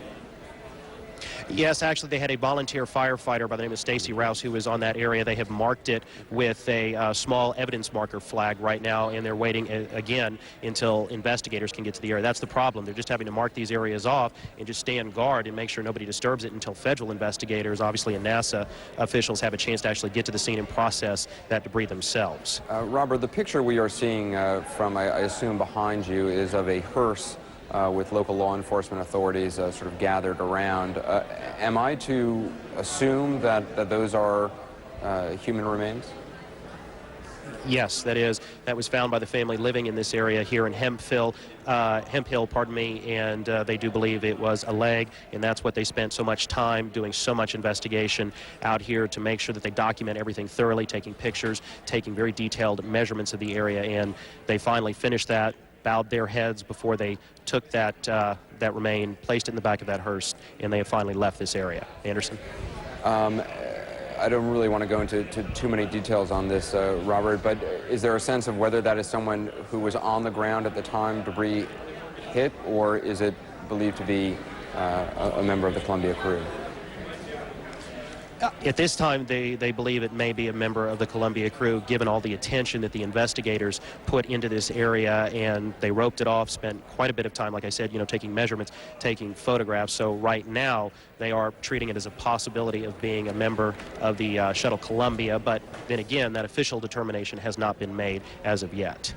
Okay, Robert Arnold, appreciate you joining us from Hemp Hill, Texas. Obviously very disturbing pictures. We're going to be going now to Rusty Dornan, who's at the Johnson Space Center in Houston, Texas. Rusty, what is the scene there?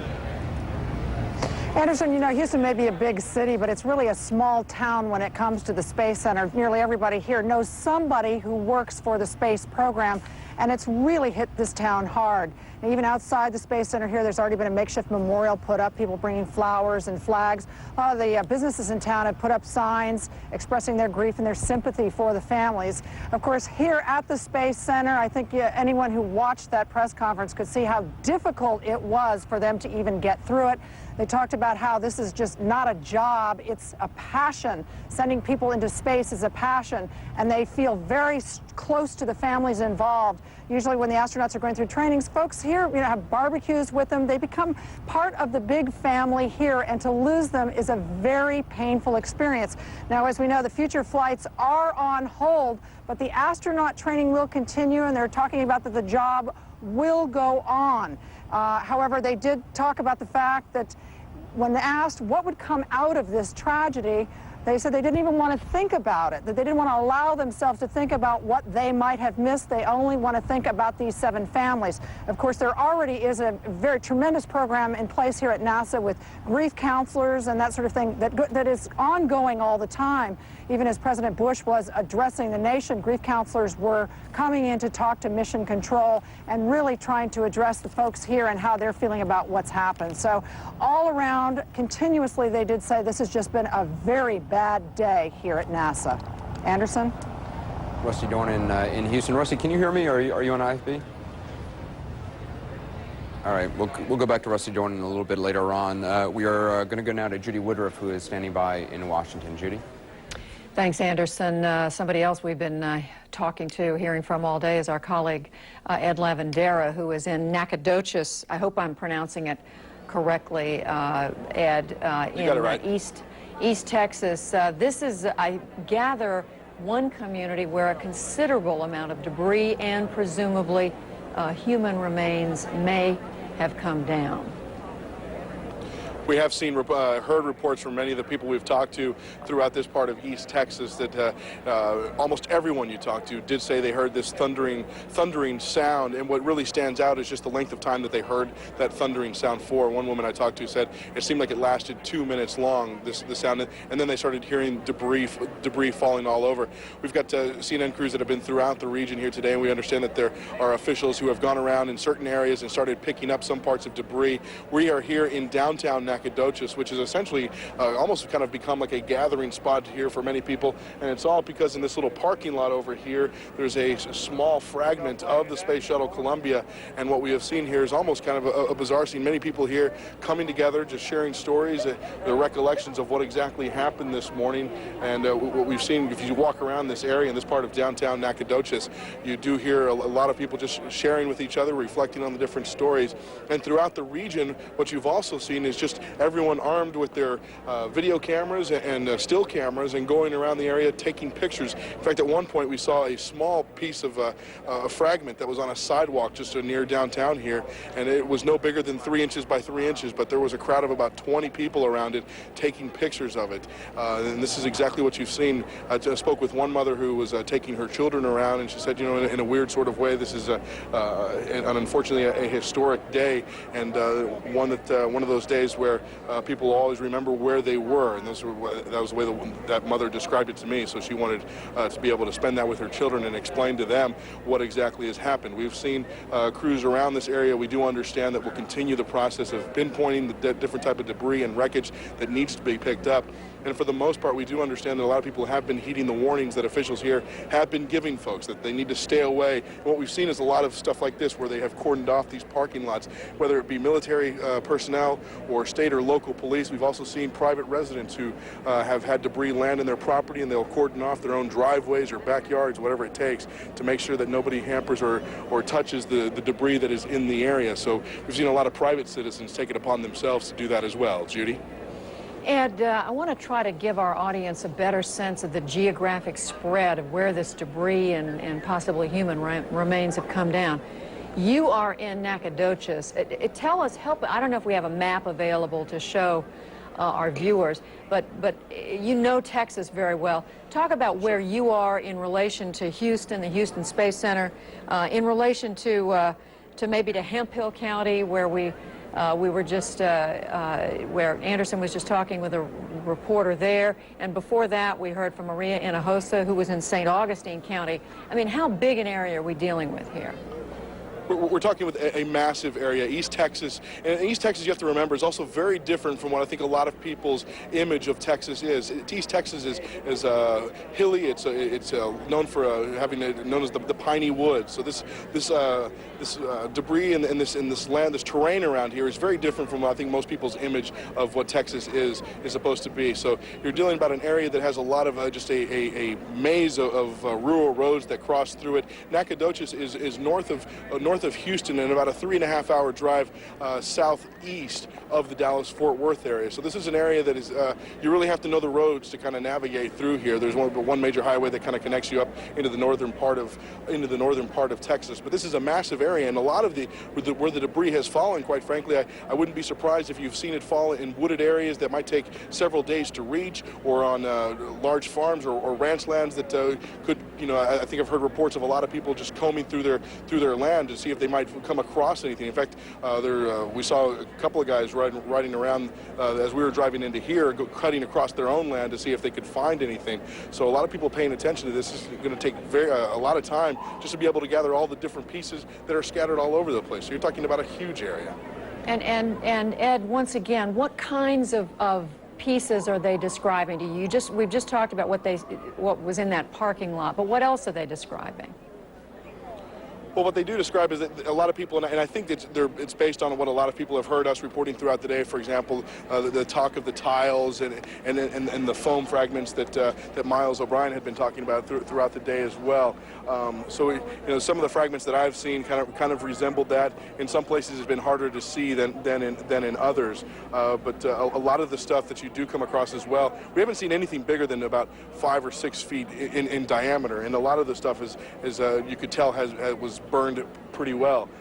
So it's hard to tell exactly what the different fragments might be, but as soon as the NASA officials are able to get to some of these locations, I think they'll be able to instantly recognize perhaps what some of the pieces might be. Well, one would assume they're going to have to use some local authorities to help them do that, police and other, perhaps fire and other officials. All right, Ed Lavandera with us from Nacogdoches in East Texas, a place where a good amount of debris and we assume human remains have come down from the shuttle Columbia. Let's go back to Atlanta now and Anderson Cooper. Anderson. Judy, thanks very much. So, as we've been talking about the recovery and the recovery effort so far, I want to go back a little bit and go over the actual event itself. It occurred around 9 a.m. Eastern Time this morning as the Space Shuttle Columbia was around 200,000 feet or so at an altitude of about 200,000 feet. We know they were traveling about 12,500 miles an hour, undertaking a series of banking turns which help slow the Space Shuttle down as it approaches the landing pad in Florida. We're going to play you now the actual voice communication, the last known voice communication between the Columbia crew and the Johnson Space Center in Houston. And Columbia, Houston, we see your tire pressure messages, and we did not copy your last. Roger.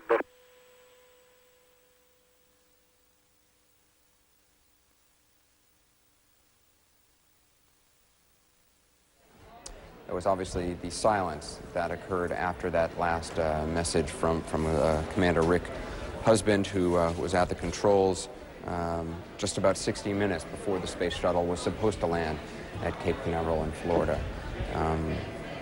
There was a press conference earlier today. Milt Heflin, the chief flight director, and Ron Dittemore, the shuttle program manager, held a press conference at the Johnson Space Center in Houston. Both said, obviously, an investigation will be underway shortly. They have already begun to impound the hardware. They said preserve the evidence, impounding the data for investigators to search over. Obviously, that will be combed over very carefully in the coming days and weeks and months. There's no telling how long this investigation might occur, no telling if and when the next space shuttle will launch. We're going to check. It's all live on national television. The relatives of the 7 crew members are watching. But the crew is already dead. They were only 15 minutes away from landing at Cape Canaveral in Florida. Okay, Houston, we copy. A few minutes earlier, Columbia is talking to Mission Control about the procedures for touchdown. We're ready for single APU start, attempt 2. The crew reports a few problems, but no cause for panic. Suddenly, they lose radio contact. No one knows why. This is the ill-fated flight path. Columbia is 200,000 feet above the Earth, traveling at 18 times the speed of sound. The debris was spread over a large part of northern Texas. This landed close to some horses in the middle of a farm. This piece next to a highway. It was a miracle it didn't hit any cars. And this in someone's office. Thousands of pieces peppered the ground, and no one was injured. We was inside eating breakfast this morning, and also heard this big loud boom noise and a big roaring noise real loud. Sounded like a train was coming by or something, but it lasted on for maybe 15, 20 seconds. Then it quit. Ready. The Nacogdoches Emergency Management Coordinator for this county says that there are over 500 fragments, which may be parts of the Space Shuttle Columbia, that are under investigation at this time, and they're looking for hundreds more. And these fragments range from anywhere like the size of a pebble up to 4 feet square in size. You have to see that some of them are fairly large, some of them very tiny. No injuries, though, reported from any of the falling debris. Well, that is extraordinary, isn't it, Tracy? We're seeing at the moment debris that's fallen into what's obviously farmland, but in other areas we've seen shots of stuff that's clearly come through the roof. That's right. Several buildings hit roofs, including the fire chief's house was hit with a fragment on the roof. They had a fragment hit the airfield. The small community airport near Nacogdoches had a big chunk which looked like some kind of an oxygen canister, perhaps, from the Shuttle Columbia landed on the airfield. So that's also being investigated.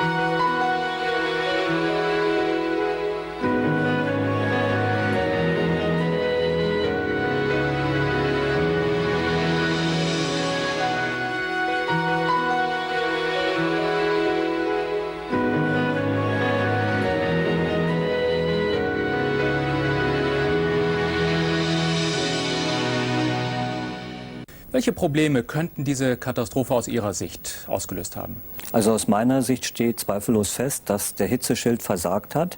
Aber die Ursachen, weshalb er versagt hat, da müssen wir uns jetzt wirklich im Puzzlespiel herantasten.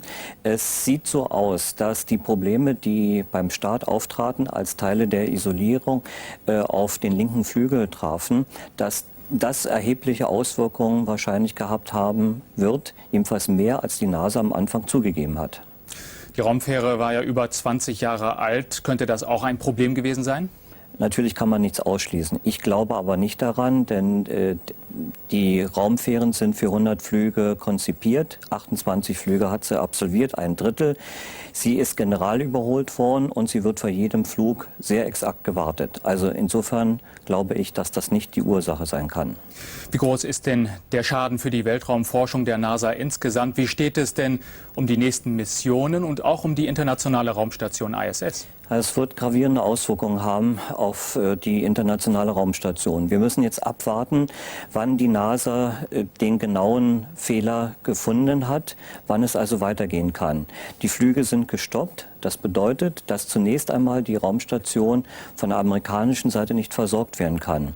Die russische Seite hat aber bewiesen, schon mit der Mir-Station, dass sie mit ihrem System Soyuz und Progress eine Raumstation betreiben kann. Die 3 Raumfahrer, die jetzt als Stammbesatzung auf der ISS sind, werden bis Anfang Mai oben bleiben können.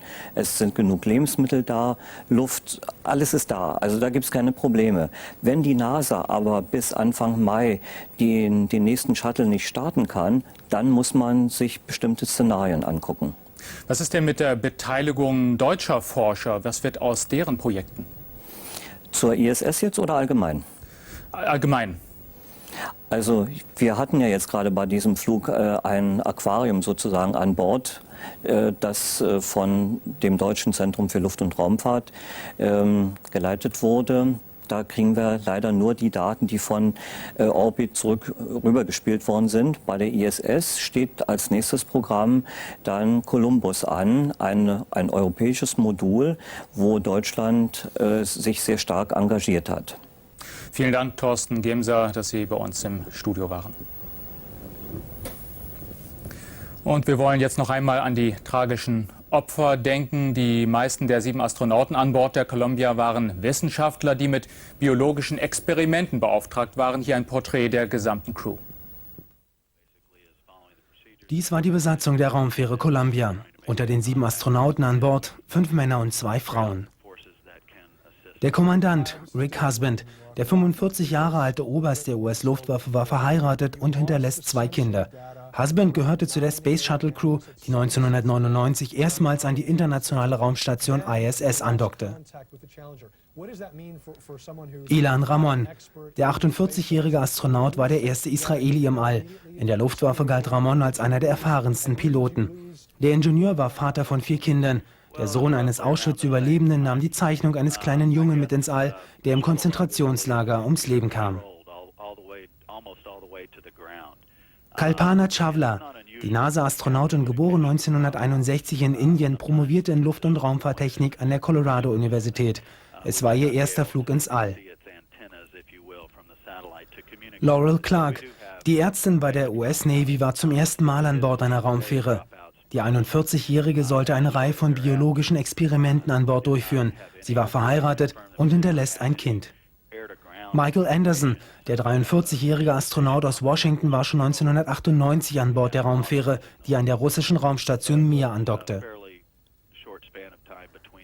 David Brown, der 46 Jahre alte Marineoffizier, war zum ersten Mal im All. Der Wissenschaftler arbeitete an zahlreichen biologischen Experimenten. William McCool. Der US-Marineflieger hat in 24 verschiedenen Flugzeugen 2800 Stunden als Pilot zugebracht. Der 41-Jährige wurde 1996 für das Training bei der NASA ausgewählt. Die Katastrophe der US-Raumfähre hat weltweit Trauer und Entsetzen ausgelöst, vor allem in Amerika, Indien und Israel, den Heimatländern der Astronauten, wurde dieses Unglück mit Fassungslosigkeit aufgenommen. Sie waren lebenslustig und wissbegierig. Die 7 Astronauten der Columbia-Crew haben bereits Monate vor ihrem Start geprobt, trainiert und geübt. Jeder Handgriff muss sitzen. Alles soll klappen auf dem 16-tägigen Flug durchs All. Und auch während ihrer Mission sind sie guten Mutes, alle wissenschaftlichen Tests, die auf so einer Mission anstehen, zu absolvieren. Noch in einem ihrer letzten Kontakte zum Kontrollzentrum ist klar, zu tun ist genug. Umso größer jetzt der Schock nach der Katastrophe. 7 Wissenschaftler, alle im Alter zwischen 41 und 48 Jahren, sind tot. Unter ihnen 5 Amerikaner, ein Israeli und eine Inderin. Es ist sehr bedauerlich, dass eine so junge Wissenschaftlerin so endet. Sie war voller Hingabe für ihren Job, der Wissenschaft und der Raumfahrt. Wir hatten große Hoffnungen in sie und diese Mission gesetzt. Jetzt werden wir die Ergebnisse nie erfahren. Auch wurde unser Land um die Ehre gebracht, die uns erwiesen worden wäre. Besonders tief sitzt der Schock in Israel. Gerade hier hat man mit besonderem Interesse zur NASA geschaut, war doch Ilan Ramon der erste Israeli im All. Das ist sehr traurig. Es ist furchtbar. Das ist ein schrecklicher Unfall. Ich weiß nicht, was jetzt. Wir sind alle sehr traurig in diesem Moment. Der drohende Krieg mit Irak, die Intifada und all die politischen Probleme, die wir haben. Das trifft uns besonders hart. Die Frau gab Interviews. Die Kinder sind sehr bekannt in ihrer Klasse und ihrer Schule. Das ist ein sehr persönlicher Verlust für jeden von uns. Auch ich bin sehr bestürzt.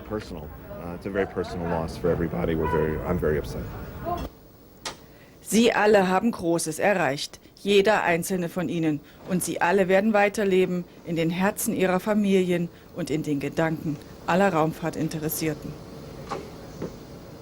7 Menschen waren an Bord der Columbia, 6 US-Amerikaner und ein Israeli. Ilan Ramon war der erste israelische Astronaut überhaupt. Entsprechend groß war die Aufregung, als er Mitte Januar ins All startete. Entsprechend groß auch die Bedeutung, die seiner Mission beigemessen wurde. Da hieß es in Anspielung auf Neil Armstrongs berühmten Satz etwa, dieses sei ein großer Schritt für Israel.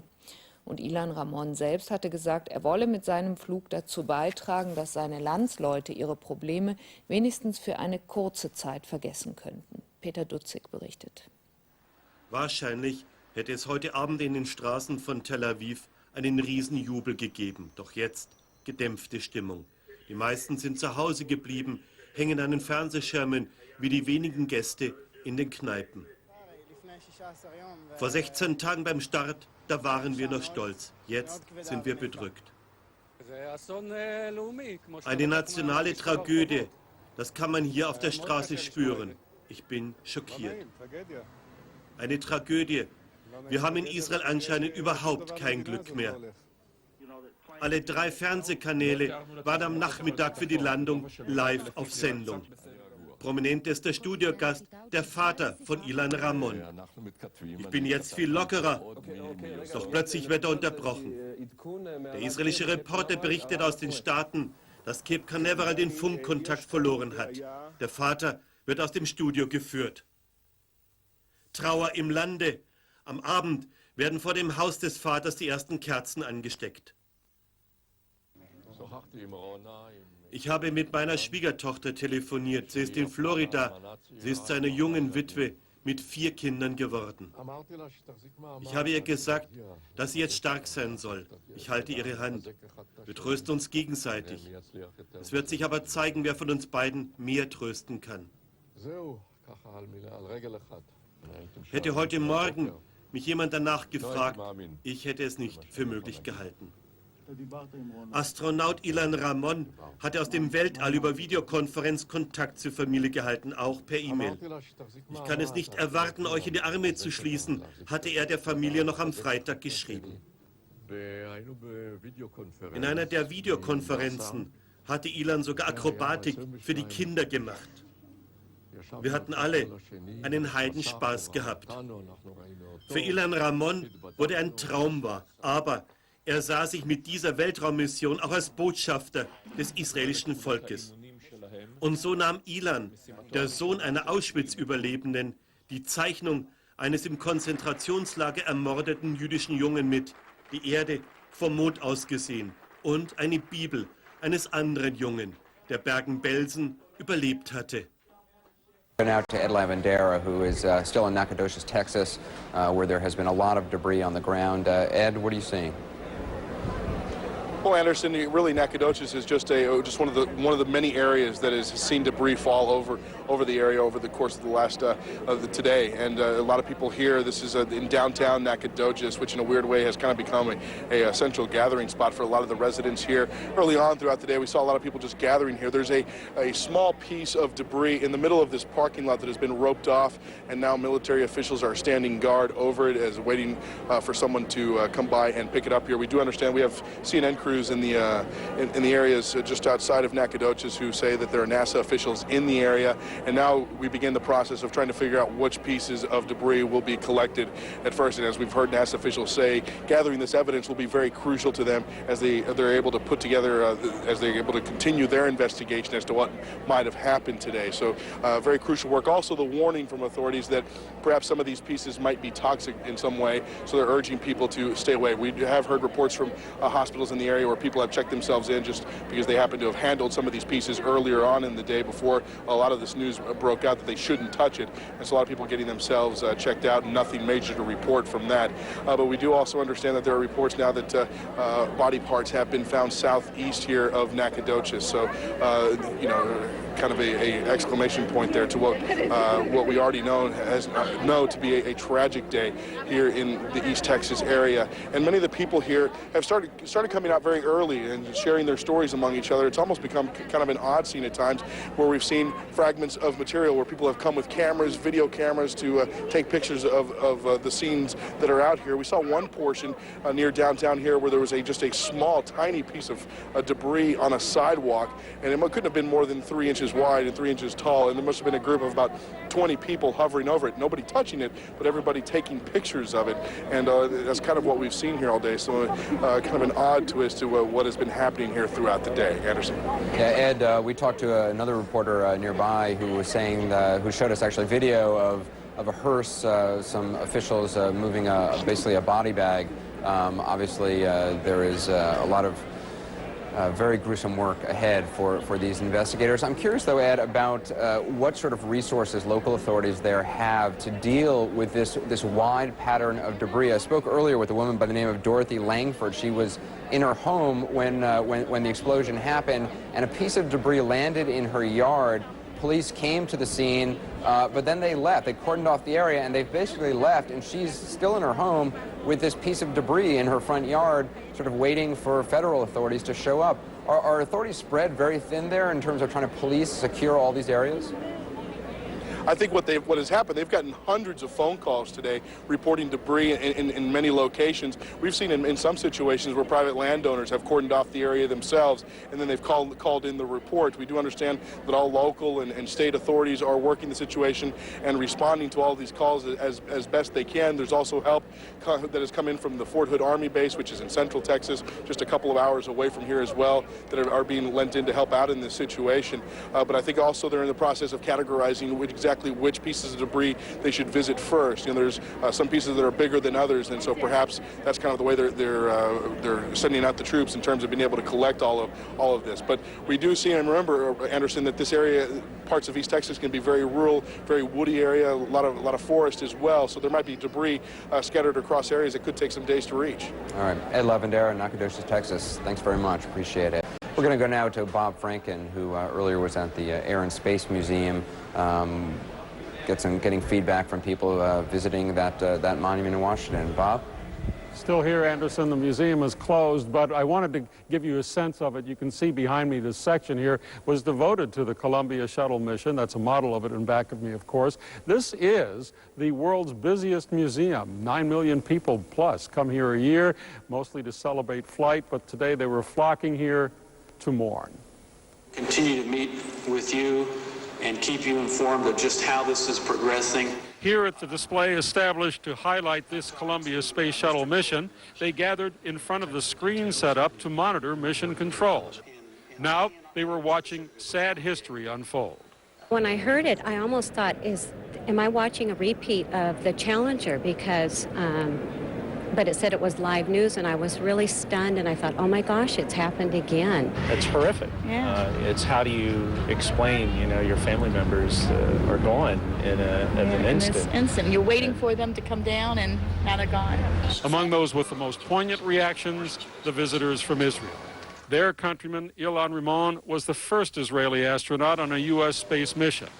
It had been the rare occasion for national happiness in these tumultuous times. But now? It's a great loss. It's a tragedy. As an Israeli, I mourn and grieve with the families and the friends of the crew that was lost, of course, with the Israeli and American people. It's a bad day, but I hope in the future it'll have a more successful ending than this one. The muted sadness here at this impromptu shrine to the disaster was echoed nearly everywhere. Pure shock. Disbelief. This is unreal. I mean, you come out here expecting to see a shuttle land, and it's just not there. We feel so sad and sorry for the families of people that have been lost. As the tragedy sank in, the first flowers appeared at the museum's model of Columbia. The flowers are expected to grow tomorrow. It's in a certain way, Anderson, spaceflight even here has been considered routine because there have been so many years of safe returns until now. Anderson? Bob, I was looking at the biography of a lot of these astronauts, and not only do they have extraordinary resumes, extraordinary careers and interests behind them, but just about every one of them, from the time they were a child, they dreamed of being an astronaut. I'm interested to see if you ran into any kids today at the museum and got any sense of whether or not this kind of a thing diminishes their interest in space, their enthusiasm for dreaming of one day being an astronaut. It is such a good question, and it's the first thing you do think of as you were talking to the children. I talked to any number of them, little girls and little boys, and a lot of them said yes at one time. That is something they wanted to do, but none of them said that this would cause them not to do it. They said, as a matter of fact, on a couple of occasions that it would sort of rededicate them. I was really quite moved by the very, very mature reaction I got from so many of the kids who expressed a very, very quiet, somber reaction, of course, shock and all that kind of stuff, but said almost to a person that all this means is the space program must go forward. It makes me think, too, of I remember seeing a CNN report sometime in the last 2 weeks or so about a group of kids in Seattle who they had an experiment with ants in an ant farm that was actually on this shuttle. I can only wonder what they are thinking at this moment. Bob Franken, thanks a lot. A nice report. Thank you. We're going to go back to Michael Bond, who we talked to just a few moments ago in Washington, the man who was director of what they call the SIT room, the Situation Room in the White House. He was director of the Situation Room back in 1986 when the Space Shuttle Challenger had met its disaster. Michael, thanks for coming back with us. I'm curious to know what you think went on in the SIT room in the White House today before President Bush was summoned back from Camp David. Sure. Every time a crisis breaks over the White House horizon, the duty officers kind of go into automatic. They know what to do, and they know how to handle things like this. And And in my research for my book, Nerve Center, I realized that the process really hasn't changed much since the Cuban Missile Crisis. The first thing they do is alert everyone on the White House staff what they know about. And then they try to get more information. Were there any survivors? Was there a terrorist angle to it? And then they get ready for the phone calls. You've mentioned on several occasions that the president called Ariel Sharon. The Situation Room organizes all calls from the president to foreign heads of state. So they knew they were going to get ready for that. And they were the ones that organized the president's return calls to all of the foreign heads of states that called with their condolences. Then they knew they would probably be involved in the connection of the president to the families, helping the White House switchboard and the White House Communications Agency get that connection to those people. Once things slowed down a little bit, they probably sat down and wrote a summary of what happened, what they knew about it so far, and sent that upstairs. It's a pretty set routine for them, whether it's a Challenger explosion or today's event or a terrorist incident. And I suppose in a situation like this, knowing what you don't know is almost as important as knowing what you know. You have to report negatives because a partial report suggests there might be something else out there. So every time you tell somebody upstairs what you know, you tell them what you don't know and how hard you're trying to get it.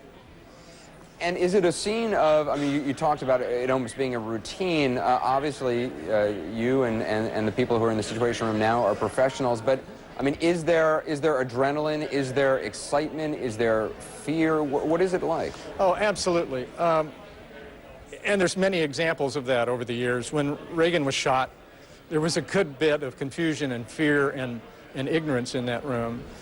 Other instances are just as bad. At 9/11, there was a good bit of fear because everyone evacuated the White House except the sit-room staff. And people gravitate to the sit-room during these circumstances, mainly to find out what's going on, pick up on the latest, talk to so-and-so.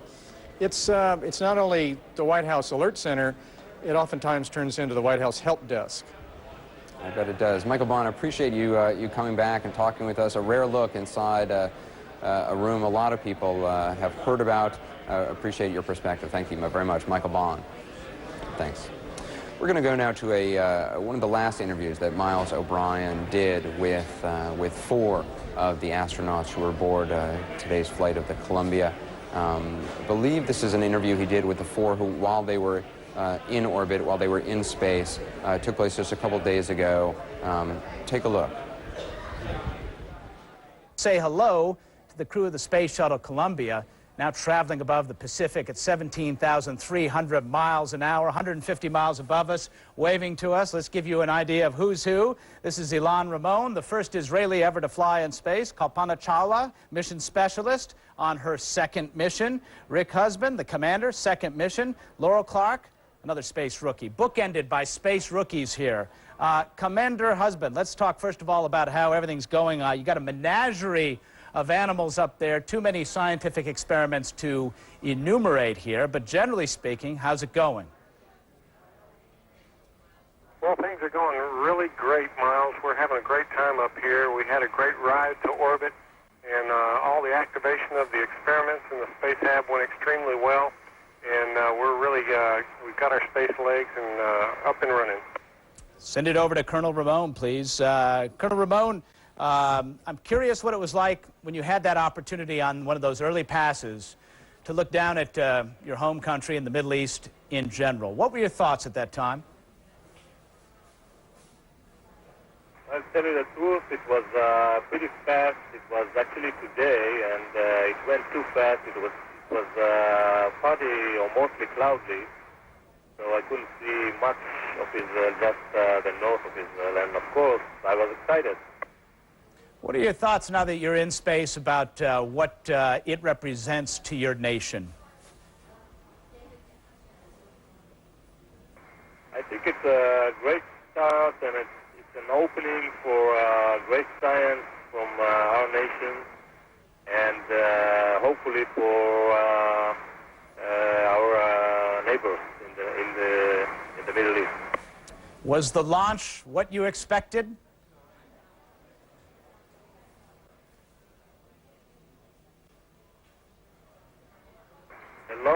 was pretty exciting, yeah. Lots of noise, shaking. But after about a minute or so, we got used to it, and it went pretty smoothly. Security was very tight. A lot of concern before you ever fired off those solid rocket boosters. Did you ever, how aware of that were you? How much of an added concern was that for you?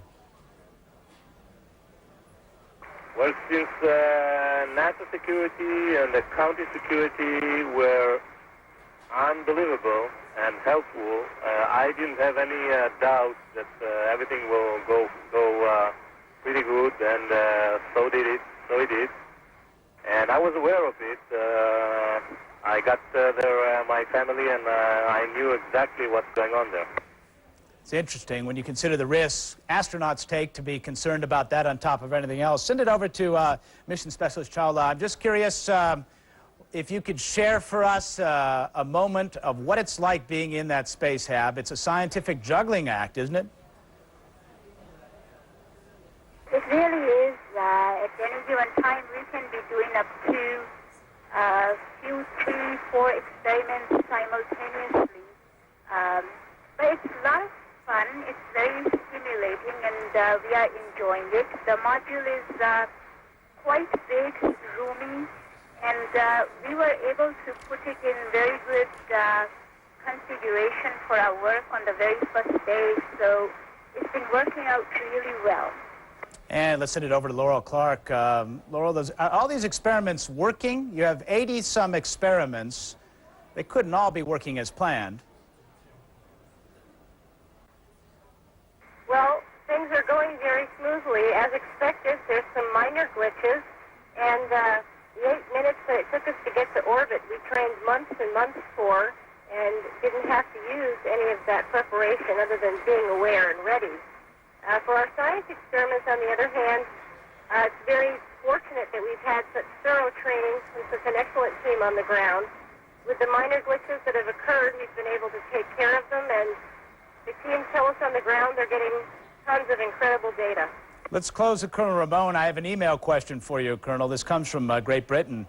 Don't you think it would have been a powerful evocation and image of humanity if you had flown with a Palestinian or an Arab crew member, and he wishes good fortune to you? Had you thought much about that?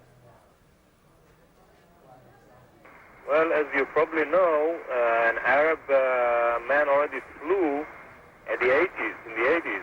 So I'm not the first one from there.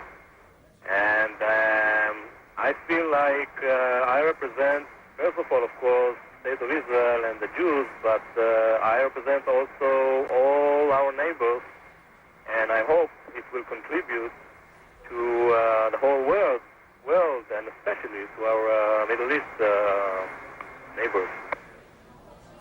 All right, we're going to have to leave it at that. The crew, or at least a portion, the awakened crew of the Columbia, there are some of them asleep right now, 3 of them in bunks in the middeck. Thanks very much for taking a little bit of time while you're on orbit to visit us from the flight deck of the Space Shuttle Columbia. We wish you well as this space marathon 24/7. Oh my goodness, look at that little chalice going by there. Anyway, thanks very much, and have a great mission. We appreciate it. It's always fun to watch that. Very sad indeed. We have just received some a soundbite from the father of Colonel Ilan Ramon, the Israeli astronaut who perished today aboard the Space Shuttle Columbia. The father, his name is Eliezer Wolferman. He spoke earlier today from Israel. Here's some of what he had to say. I can't believe it's happened. He was so happy for him. It was his top of his life, and that's what's happened. I have a connection with him in email. Yeah, and just 2 days ago I got the last email from him, and he was so happy. And he said that he's so happy that he doesn't want to come back to Earth. And He didn't come back to us. Yeah. We are going to go now to Representative Dana Rohrabacher, who is in Irvine, California. He is on the subcommittee for NASA. Representative Rohrabacher, we appreciate you joining us at this difficult time. Your thoughts? Well, thank you very much. I know that today many Americans were shocked and surprised and are saddened, certainly. But, you know, the astronauts, they have always understood that space flight is a tremendous risk. And I think many Americans fully didn't appreciate that risk. And NASA has done such a great job, and the astronauts do a great job. Our aerospace industry does a great job, and they made it look like there was less risk than there is. And now we know that this is not to be taken for granted. But I know that the astronauts and the other people who've lost their lives before and have risked their lives before would want us to pause for a moment and reflect upon it and correct any problems that there are, but they'd want us to make sure that we are continuing to move forward. America, along with the other good people of the world, we're going to lead the whole human race into space, and because there's so many good things that we can accomplish there. As we go forward, as the days become weeks and the weeks become months, and we move on to the investigation phase, what do you want to see? What has to come out of an investigation? Well, there's a number of things that we have to consider, and first and foremost, anyone who made a bad decision, yes, they should be held accountable, even if they didn't intentionally do something wrong. If it's a bad decision, they have to be held accountable.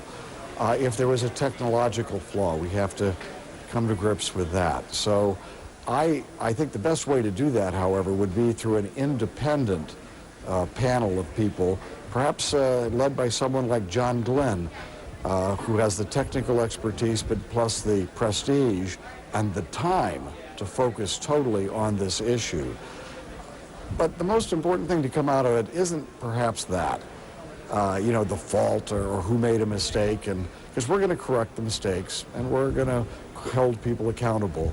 But we've got to know that space policy has got to come off of the back burner. Space policy has been something that, for the last 10 years has been something that hasn't been given the attention it deserves, considering the fact that there's so much potential of what can be done. And right now we are reliant on an ancient fleet, a fleet of shuttles and Columbia was the oldest one of them, that were designed 35 and 40 years ago. And that's not fair to our astronauts, and it's something that if we have the right kind of attention, we could actually propel humankind into space and do great things there for all of us. So in a sense, rather than slowing down the space program, you would hope that, if anything, this event focuses greater attention on it and propels the space program into the next century? Well, we are right now in the last century in terms of America's space program. As I say, the shuttle technology is something that was new back in the late 60s and early 70s.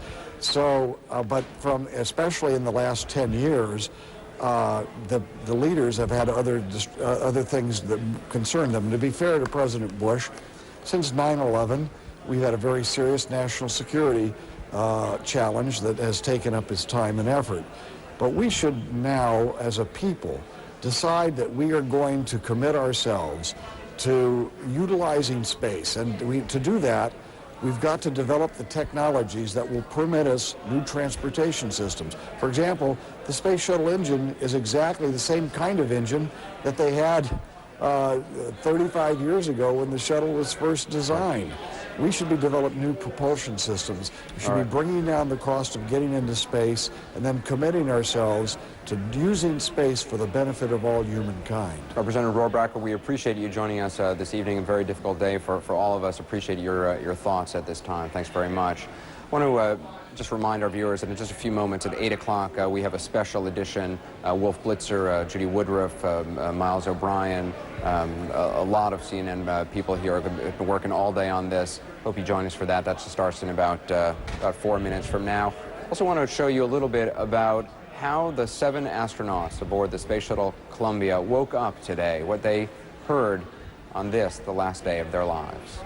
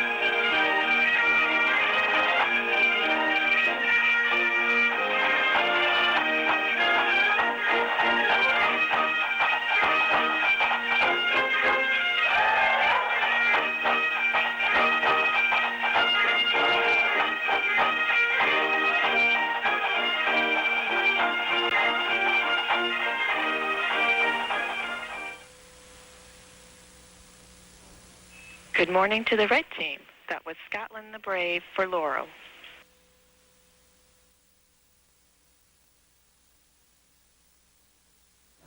Well, good morning, Houston. We're getting ready for a big day up here. Had a great time on orbit and really excited to come back home. Hearing that song reminds me of all the different places down on Earth and all the friends and family that I have all over the world. Thanks, and it's been great working with you and all the other folks.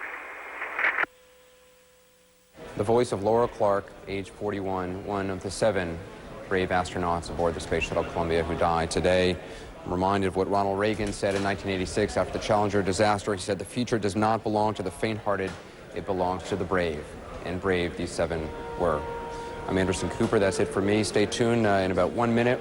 Special report from CNN.